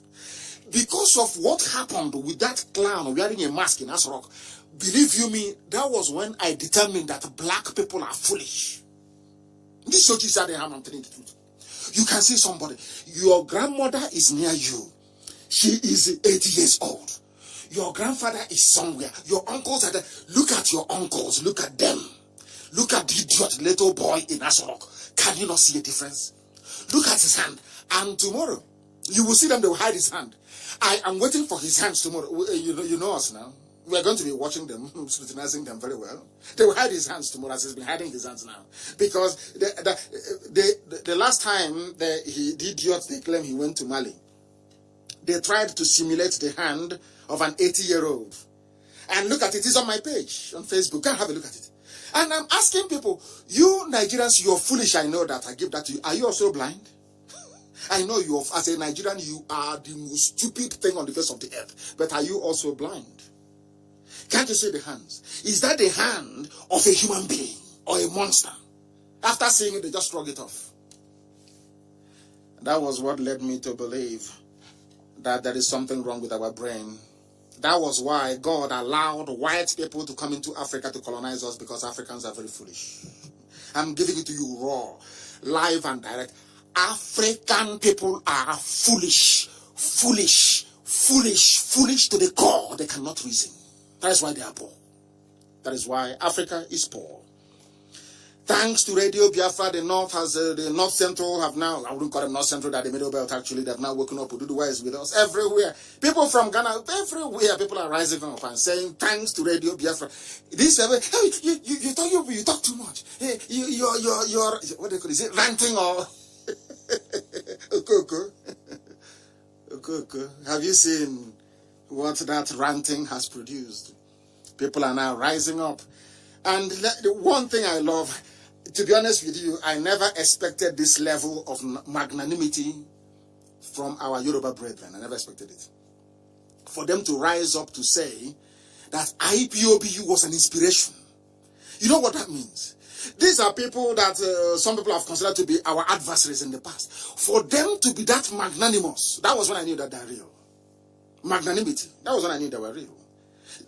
They told me not even in the open, you go and watch the Heritage interview yesterday, it was very, very clear.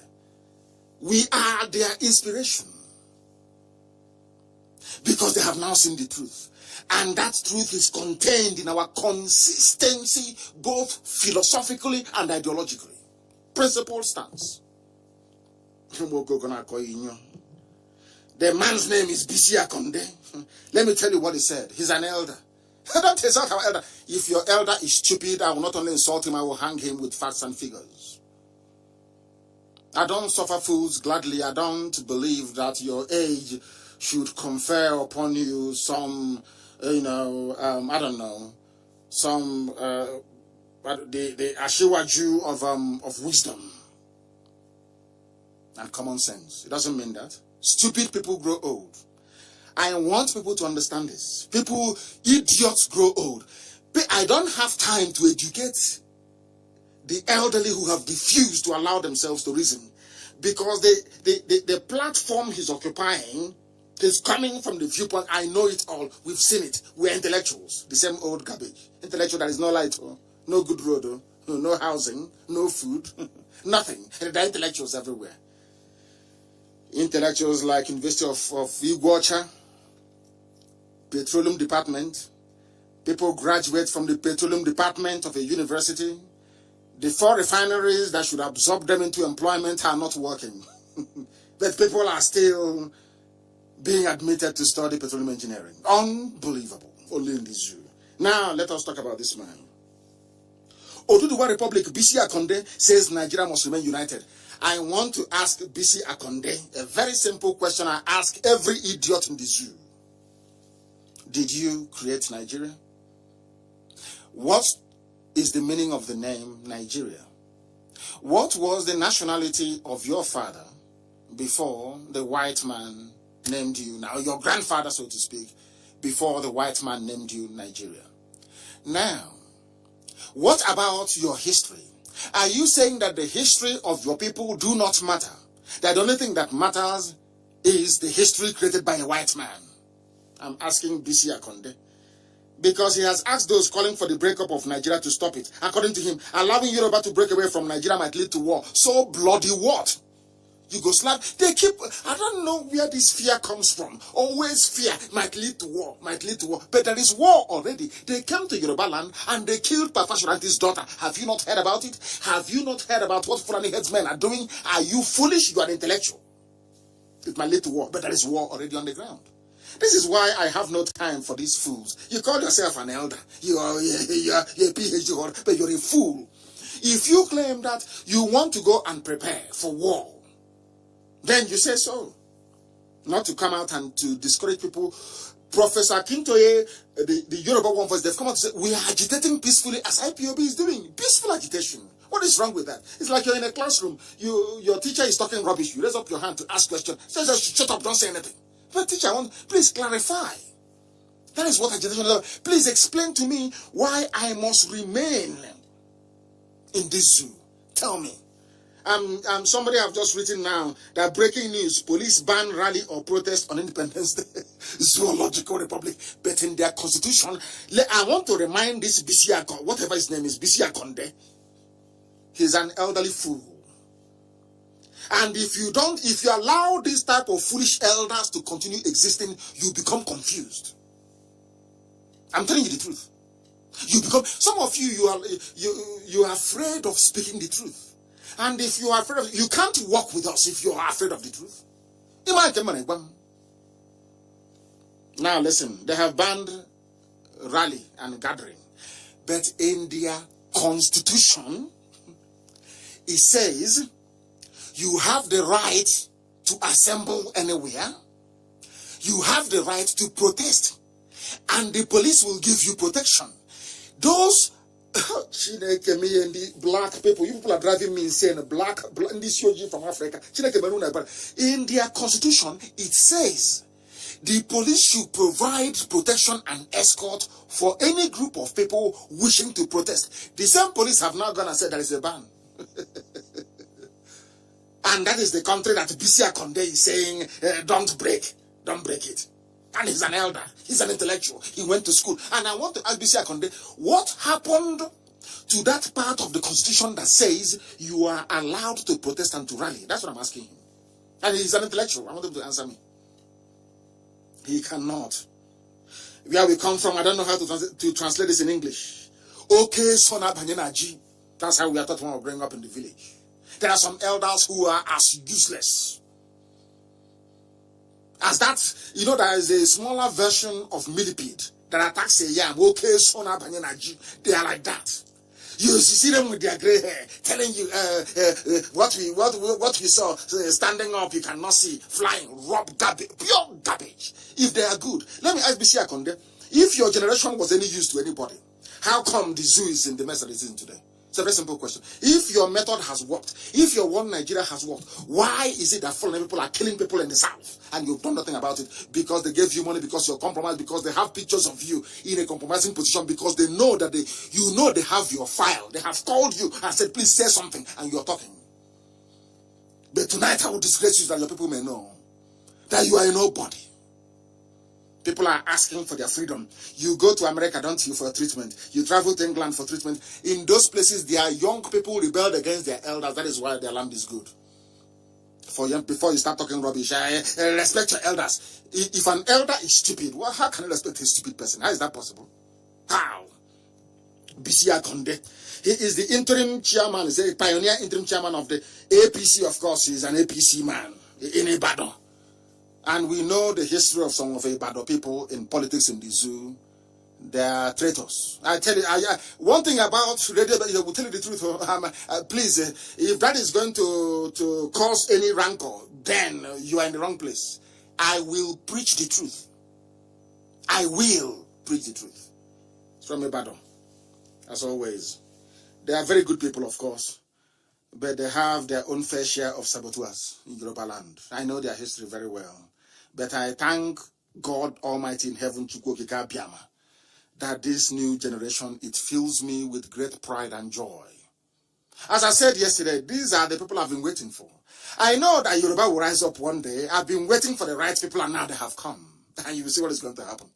And I'm sure they're going to ignore this man, of course. Ignore him. The news agency of Nigeria reports that he said allowing Yoruba to break away from Nigeria might lead to bloodshed. But there's bloodshed in your land already with Fulani Janjaweed. Was it not the same bloodshed that caused Yoruba people to lose a Ilorin to Fulani people? That in Ilorin today you have an emir. Was it not war? So did Fulani come in peace and you gave Ilorin to them? It was war. He consequentially called on those agitating for a Yoruba nation to bury the idea, saying the nation can't afford to witness another war, but there is a Fulani war going on. Are you that blind that you cannot see it because you're in APC?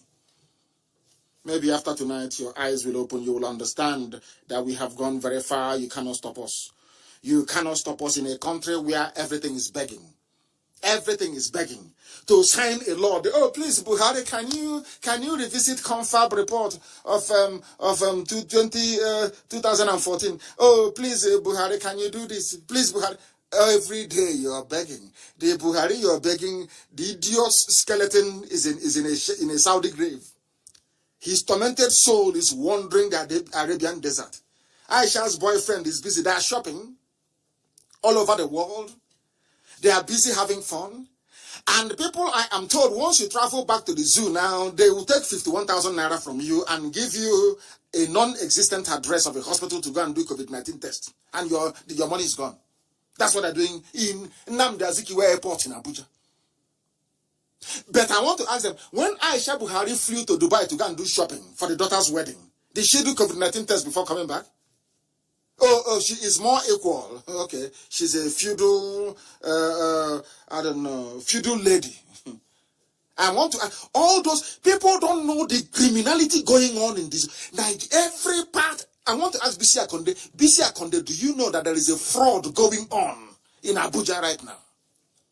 If you come in, every other country of the world, every other country on this earth, once you're a citizen, you can fly back.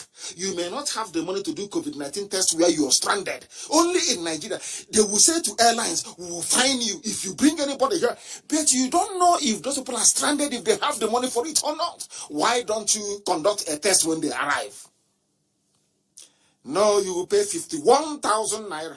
You will do COVID-19 test where you are. When you fly into Azikiwe Airport, you will pay 51,000 naira for a hospital that doesn't exist. And you know, when people are steeped in fraud, when people are mad, they have acquired a fraudulent mindset, they will always look for a way to make money. Everybody's corrupt in the zoo. And I want to ask those at Nnamdi Azikiwe Airport in Abuja, when Aisha came back from Dubai, having shopped for her daughter, breaking COVID-19 curfew and everything and lockdown, did she do a test, COVID-19 test in Dubai before coming back? And when she landed, did she pay 51,000 naira again? These are the double standards that I am a Republican. I am a Biafran. I am Igbo. We believe in the equality of everybody before God Almighty in heaven. I want to ask all those criminals, that the world may know the depth of decay in the zoo, God, even COVID-19, instead of them to be sympathetic towards the plight of people who are stranded, they will force you. You will do COVID-19 tests where you are. Even if you don't have $100 or $200 to do it, you will do it. If you still come back to Abuja, you will pay 51,000 naira. Can you believe that type of nonsense? And these are one Nigeria people. These are one Nigeria people. I think maybe somebody's trying to draw my attention to something. Somebody's trying to draw my attention. Information is not that the coordinator of Oron LGA in Akwa Ibom State, Victor Sunday, has been arrested by the Zoo police and taken to Central Police Station in Ekotakpan in Uyo. In Uyo, he has been taken to Uyo. Victor Sunday has been taken to Uyo for interrogation. He's done nothing wrong. Those that attacked the convoy of Zulum in Borno, no one has arrested them. There is no house-to-house surge arresting people. Only in Biafra land. In Uyo, for that matter. And they have started in Uyo, they have started.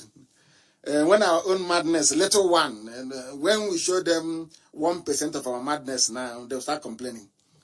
They are the ones looking for trouble, as always. And as I will keep saying, the same way they provoked Boko Haram into armed conflict, it was Nigeria police that caused it. Anybody telling you that Boko Haram the person is talking nonsense because they don't want to face the truth. Boko Haram was peaceful. Boko Haram was peaceful until they attacked them. Until Nigeria police attacked them. That is a fact of life. I don't know what is happening. Maybe Facebook has already removing people. I don't know. It's gone from 8.7. It has now gone down now to 8.3. That is what they do. I don't know if they have started removing people. I have no idea. But remember, you have IPOB Community Radio. Don't forget that. Don't forget that. The Christian Association of the Zoo, Nigeria, has appealed to Buhari to sign. Everything is appeal. Everything is begging. I don't know how you can run a nation based on begging, based on appeal. I don't know how that is going to be possible. I do not know. I cannot see any movement anymore. On Facebook, I cannot see any movement. Nothing is happening. I am no longer receiving any notifications.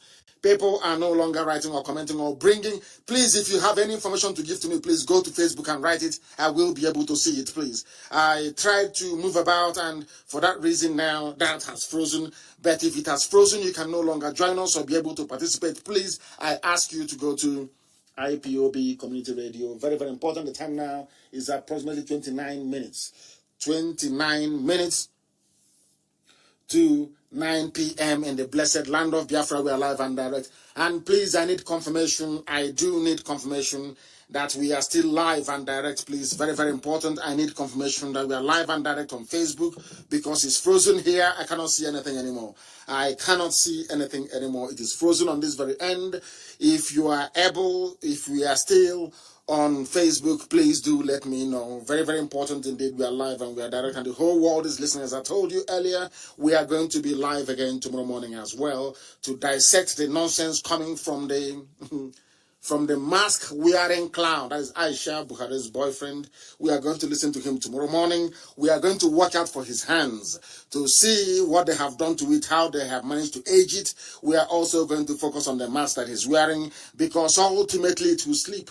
Ultimately, it will sleep. I need confirmation that we are live on Facebook. Very, very important, please. I need confirmation that we are live on Facebook. They said Facebook is live and direct. Thank you very much. On my page, Mazi Nnamdi Kanu. We are live and we are direct, and the whole world is paying attention to what we are saying. And they should do so, because this is the only place where you can come. The finest university on the face of the earth, where you will come a very useless black idiot, and you go away a very sound and sensible human being, a renewed individual. Renewed individual. They are appealing. Everything is about appeal. They never do anything on their own. They never take matters into their own hands. They never determine their destiny or their fate. Everything is in the hands of the Janjaweed in the north. Always begging, always pleading. Everybody looking for a way to enhance, to enrich themselves, how to better their families at the expense of the general public, and that is very sad indeed. And we are here to put a stop to all that garbage. We are here to set the captives free. And that is why I am glad to report that even at 60, Oyegun, the former chairman of the APC, John Odige Oyegun, has said that things are out of control. This is the same country that BC, what is his name again? BC Akonde is saying that things are marvelous. Another APC chairman is saying that I'm so sad things have gotten out of control, because Fulani is everywhere, Janjaweed is everywhere, killing, pillaging, and making life extremely miserable for people. We are still live. We are still live on Facebook. We are absolutely live. Anybody wishing to confront IPOB, you must be prepared. You must be prepared. We are everywhere. We are very, very powerful, I tell you that. Not out of any strength of ours, but by the grace of the Most High. We are very, very resolute and formidable. We are fanatical. So before you pick a fight with IPOB, be very, very careful, because you will never win. We have destroyed the zoo. Without firing a shot, the zoo is down. Think of what we can do to you. Think of it very carefully, please. The zoo at 60.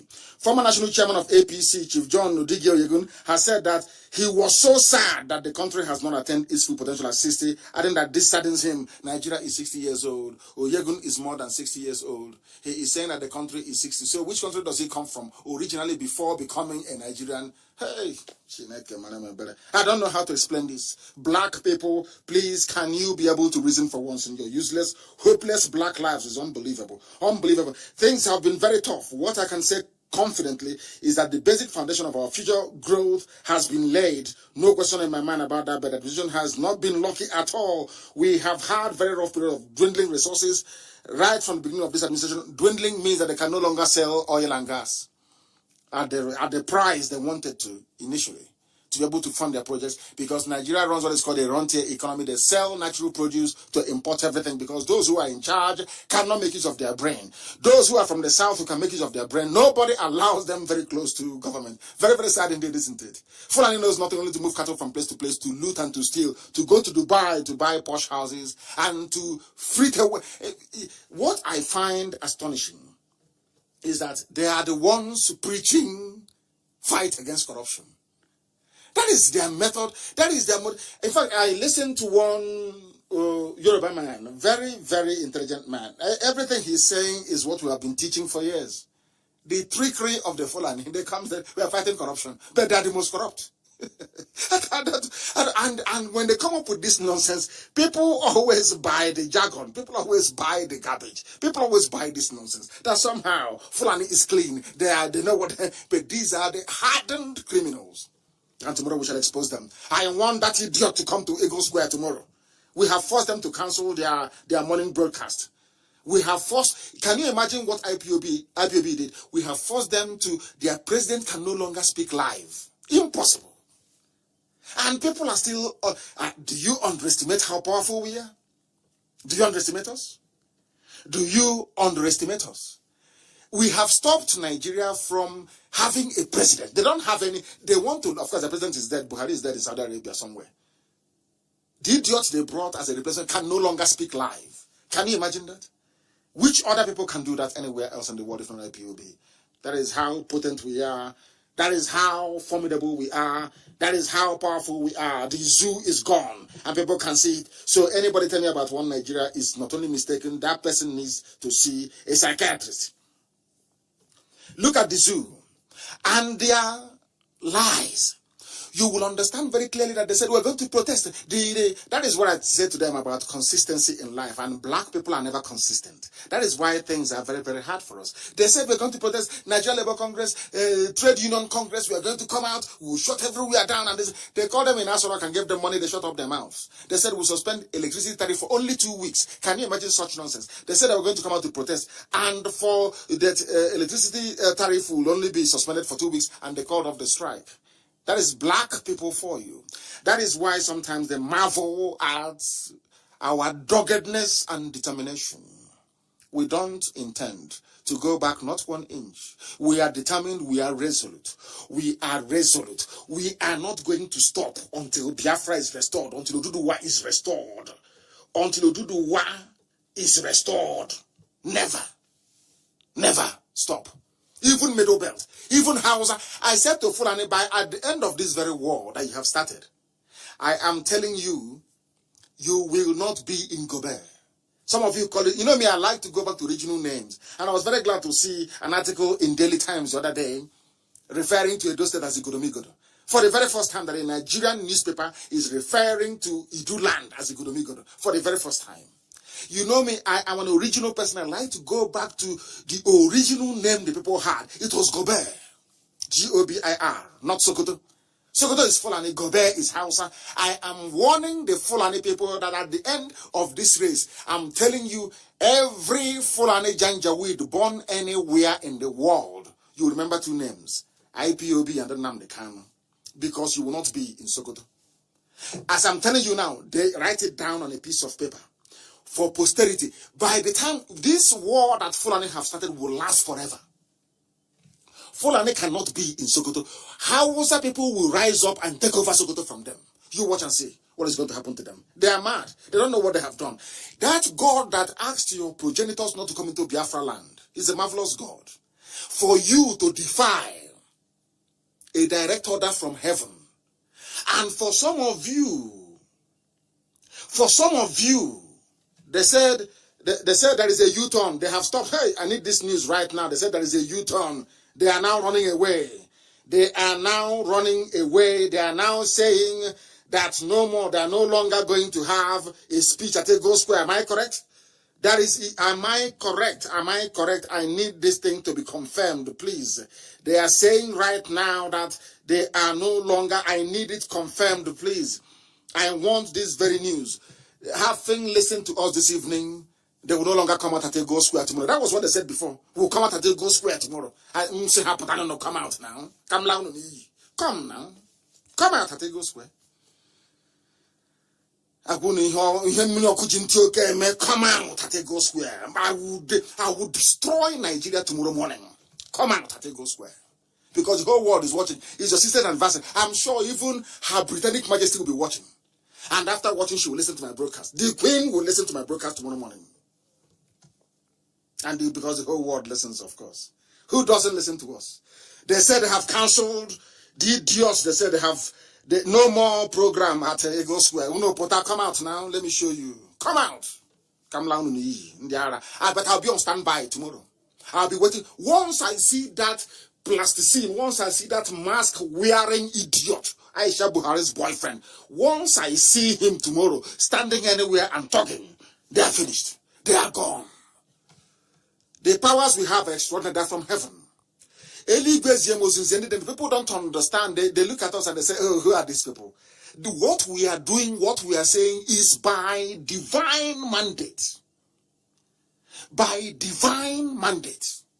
They can chop and change. One, he's going to broadcast from Asorok. The second one, no more Asorok. He's going to broadcast. There's going to be an anniversary. They canceled the anniversary. He's going to broadcast from Eagle Square. They've canceled. See how they are jumping. Because they understand how powerful we are.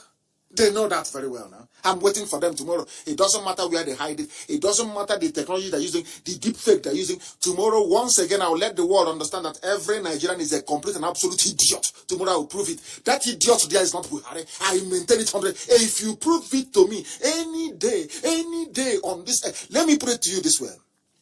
I want to make it very simple.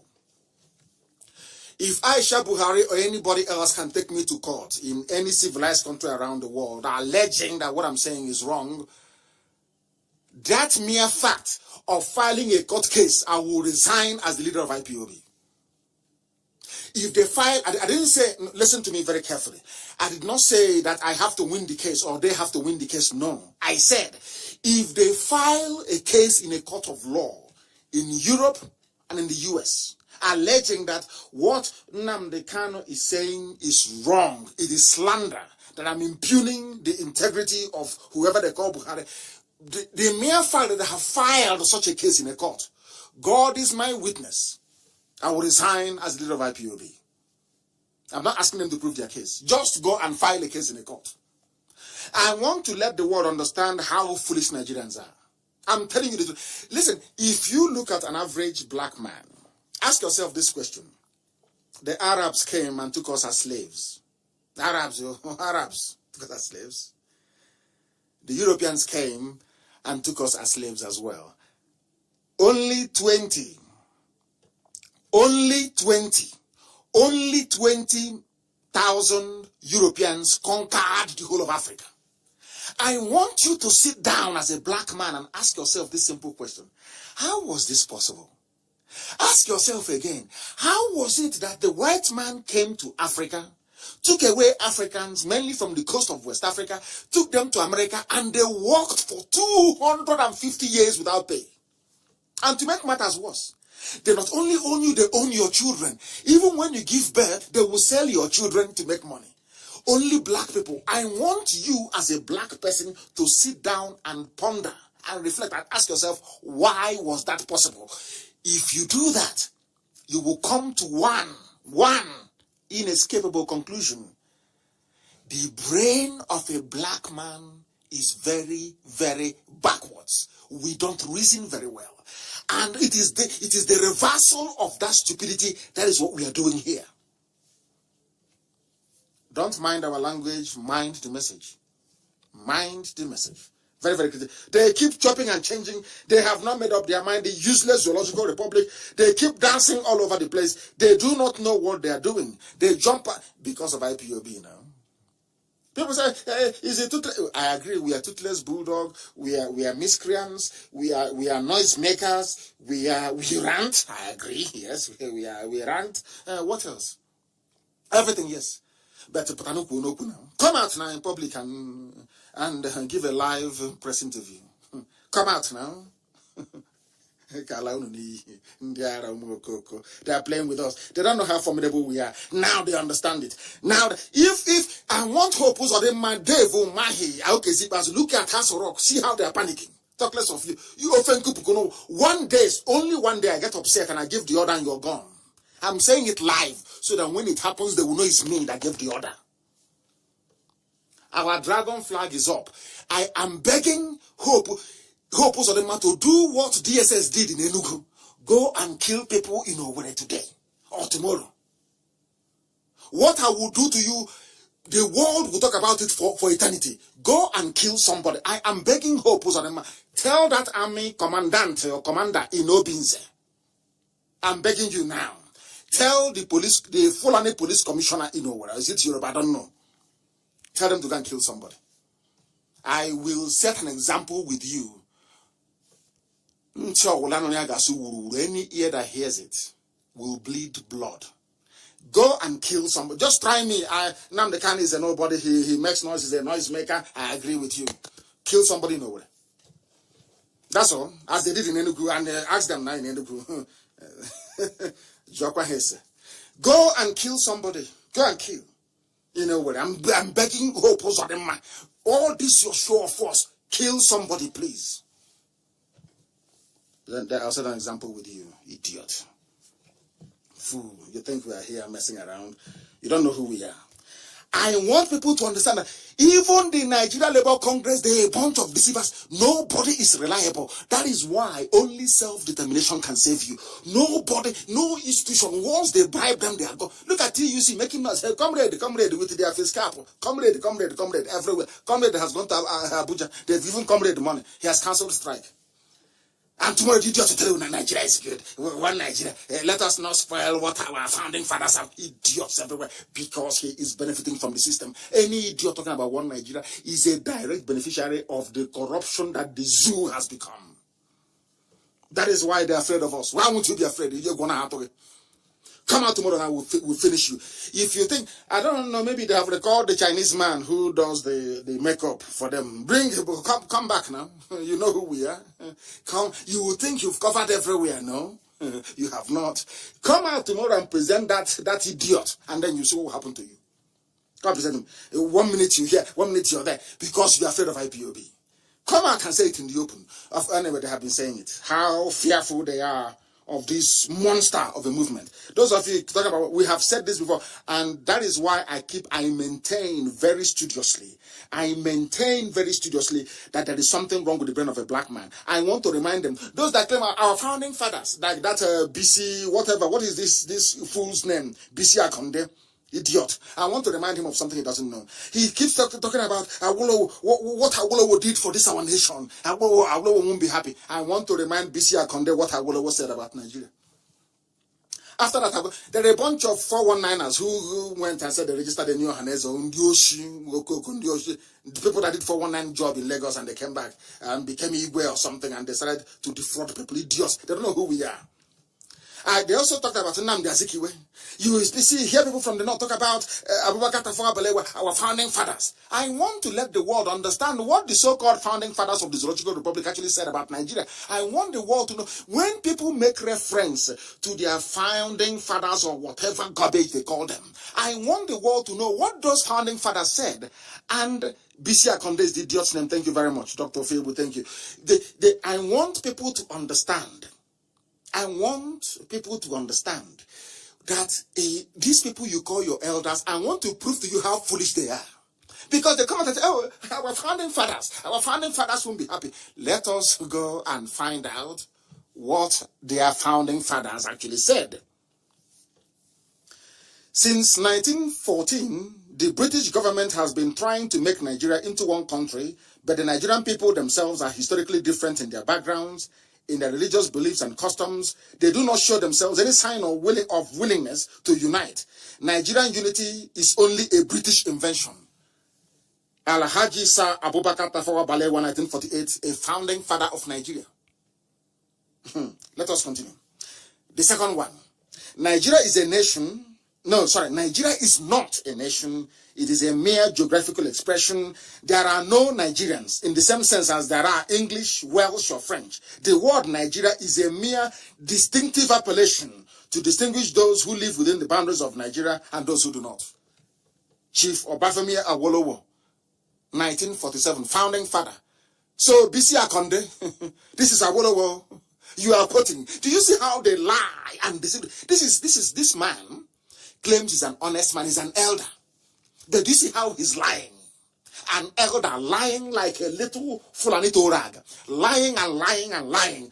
Using the name of Awolowo to lie. Awolowo never believed in one Nigeria. Awolowo went to war.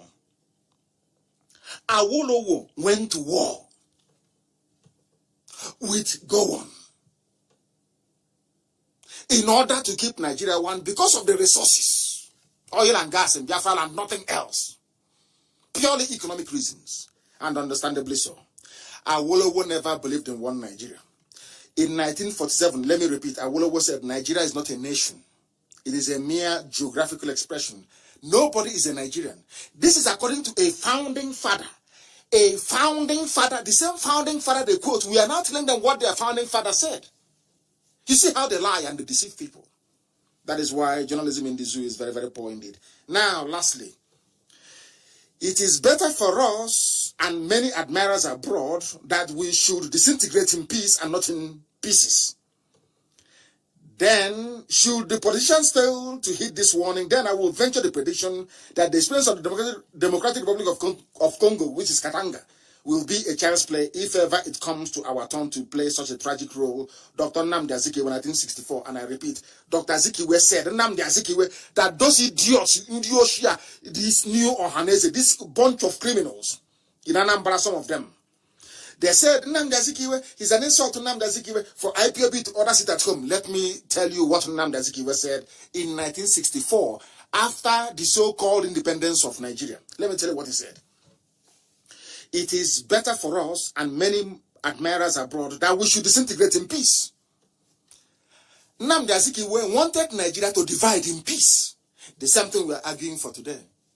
He was the man responsible for bringing Nigeria about, but we must also acknowledge that a Yoruba man gave him that platform to do that. It was Herbert Macaulay, a Yoruba man, who appointed Nnamdi Azikiwe to NCNC Secretary General.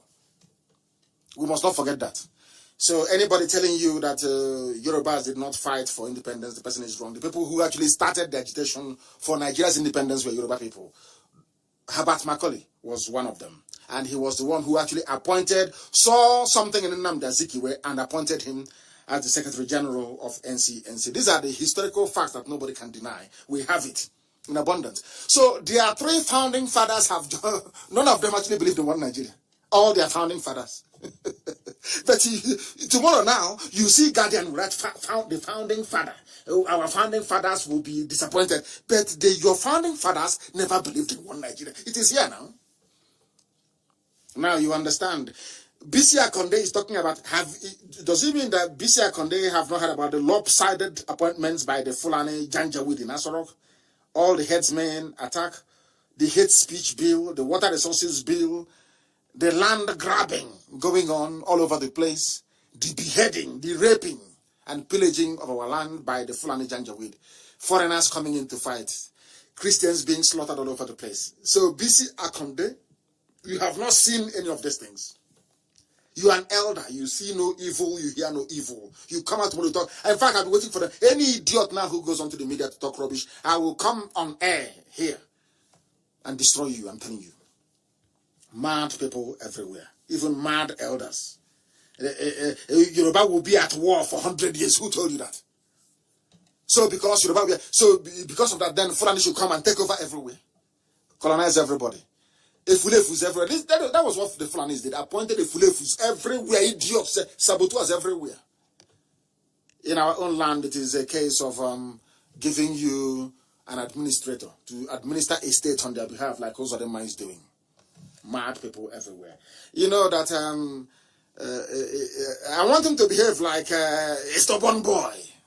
Then I'll tell him I'm more stubborn than he is. I am way more stubborn than he is. And we'll set an example with Hope Ozodema. A very big example, I'm telling you the truth. That man is foolish. He will be taught a lesson that he will never forget. He's a madman. That Diamond Jubilee. I am warning them again tonight. All the criminals and the terrorists in Aso Rock, I will be waiting for you tomorrow. Anything you present as a speech tomorrow will be dissected, and I'm sure even the Queen will hear about it.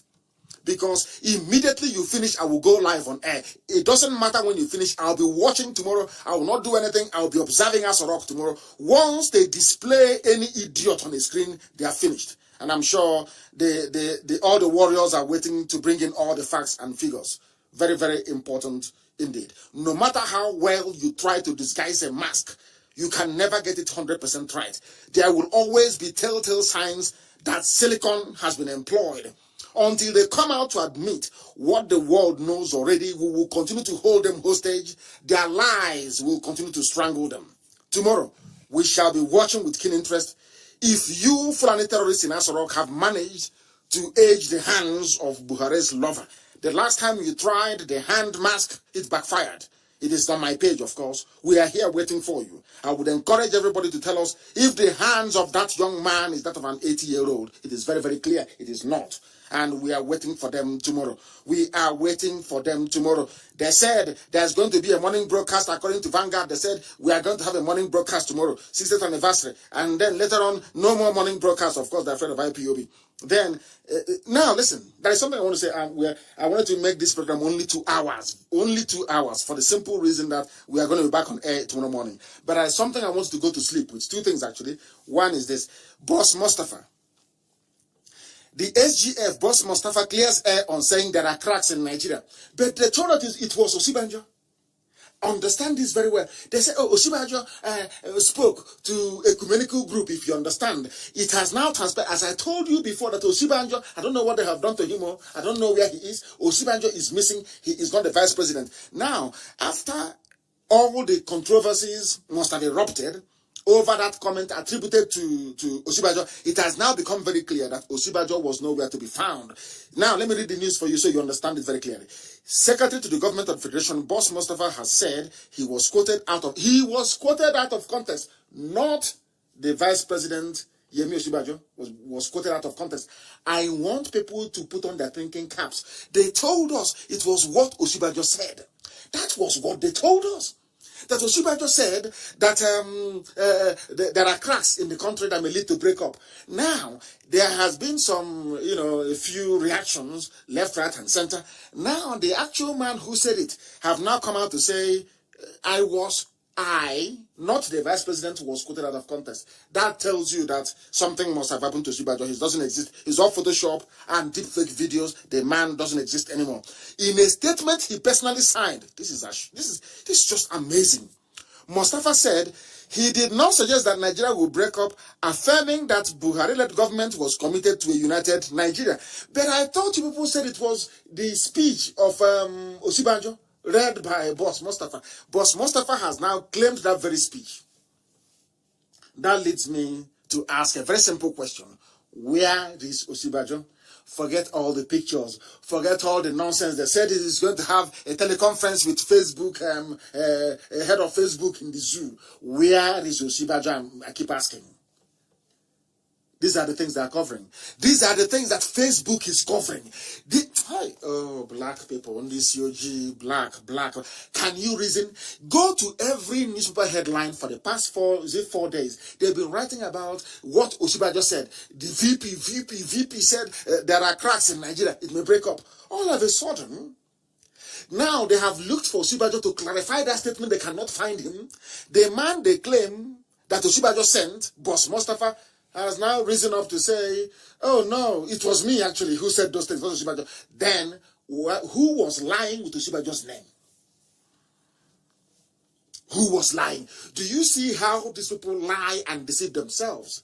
Do you see how they keep contradicting themselves every blessed day? We are told from Sunday, Monday, Tuesday, is Osibanjo everywhere. He said there's a crack in the country. All of a sudden, there is a furore now over that very statement that was attributed to the vice president. Now, people have been calling Osibanjo to ask him to clarify that very statement. They can't find him, and this man has come out. So I'm asking Boss Mustafa, what have you people done with Osibanjo? Where is he? Simple common sense. If our people can actually acquire it, if they can acquire it, I want the world to also understand that the masters of embezzlement, which are the Fulani Janjaweed, they are it again, they have embezzled, wait for it, 67 billion school feeding from the Fulani. These are rogues and criminals. They will keep looting, they will keep stealing. Nobody is going to stop them. We also know that there's army patrol and police patrol in Owerri. We are waiting for them. And as they are patrolling in Owerri, ISIS ambushed Borno State governor 3 times in a week and tried to kill him. Nobody is patrolling there.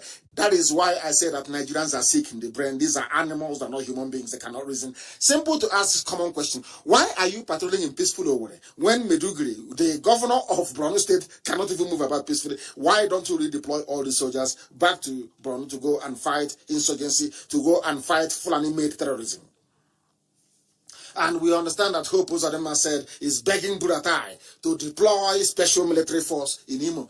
The same thing, because we allowed Nyanwodo to get away with Operation Python Dance. Have you now seen that has enabled Hope Uzodinma to call for the killing of our people? And I'm warning those that are close to him that what he's inviting, he cannot finish it.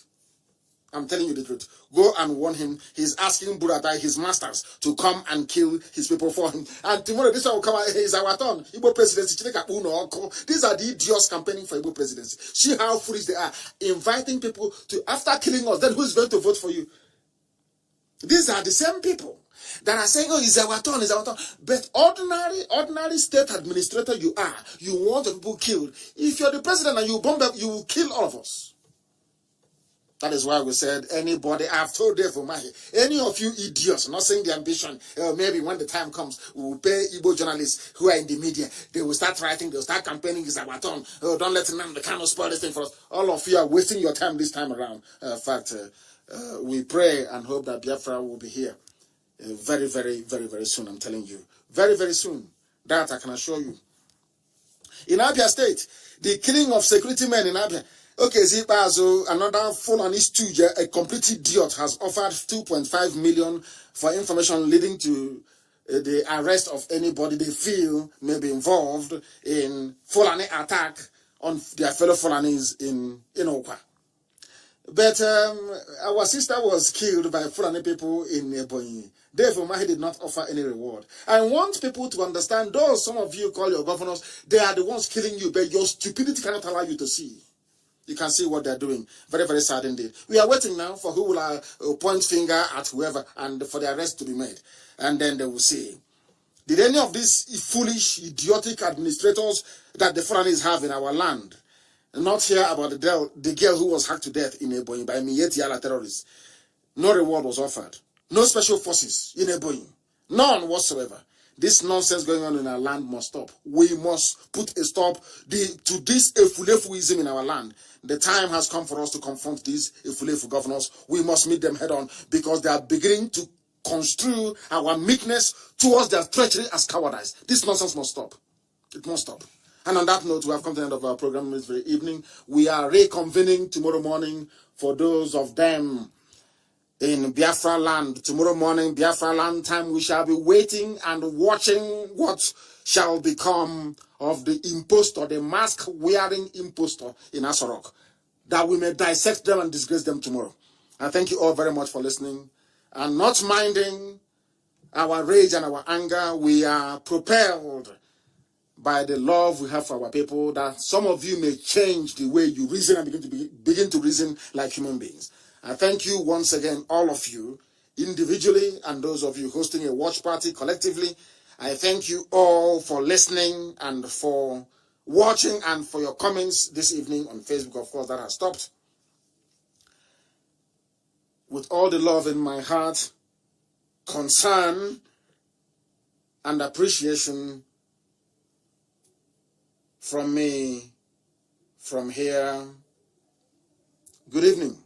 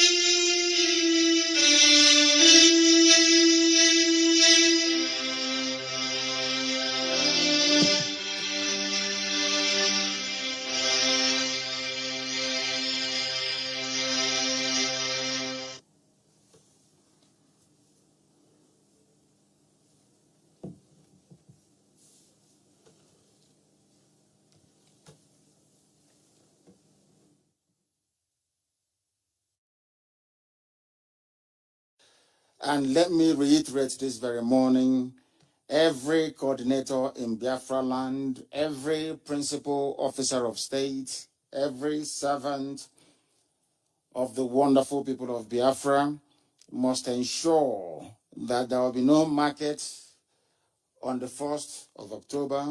Nothing will happen, not even churches, no mosque, nothing whatsoever.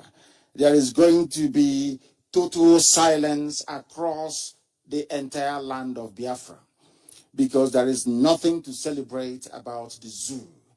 The zoo have brought death, misery, mayhem, poverty, and impoverishment to our people. And that day, our silence will speak for us.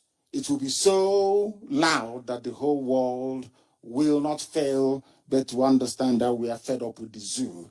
There will be no marching. I am telling parents in Biafra land, do not kid your children or dress them up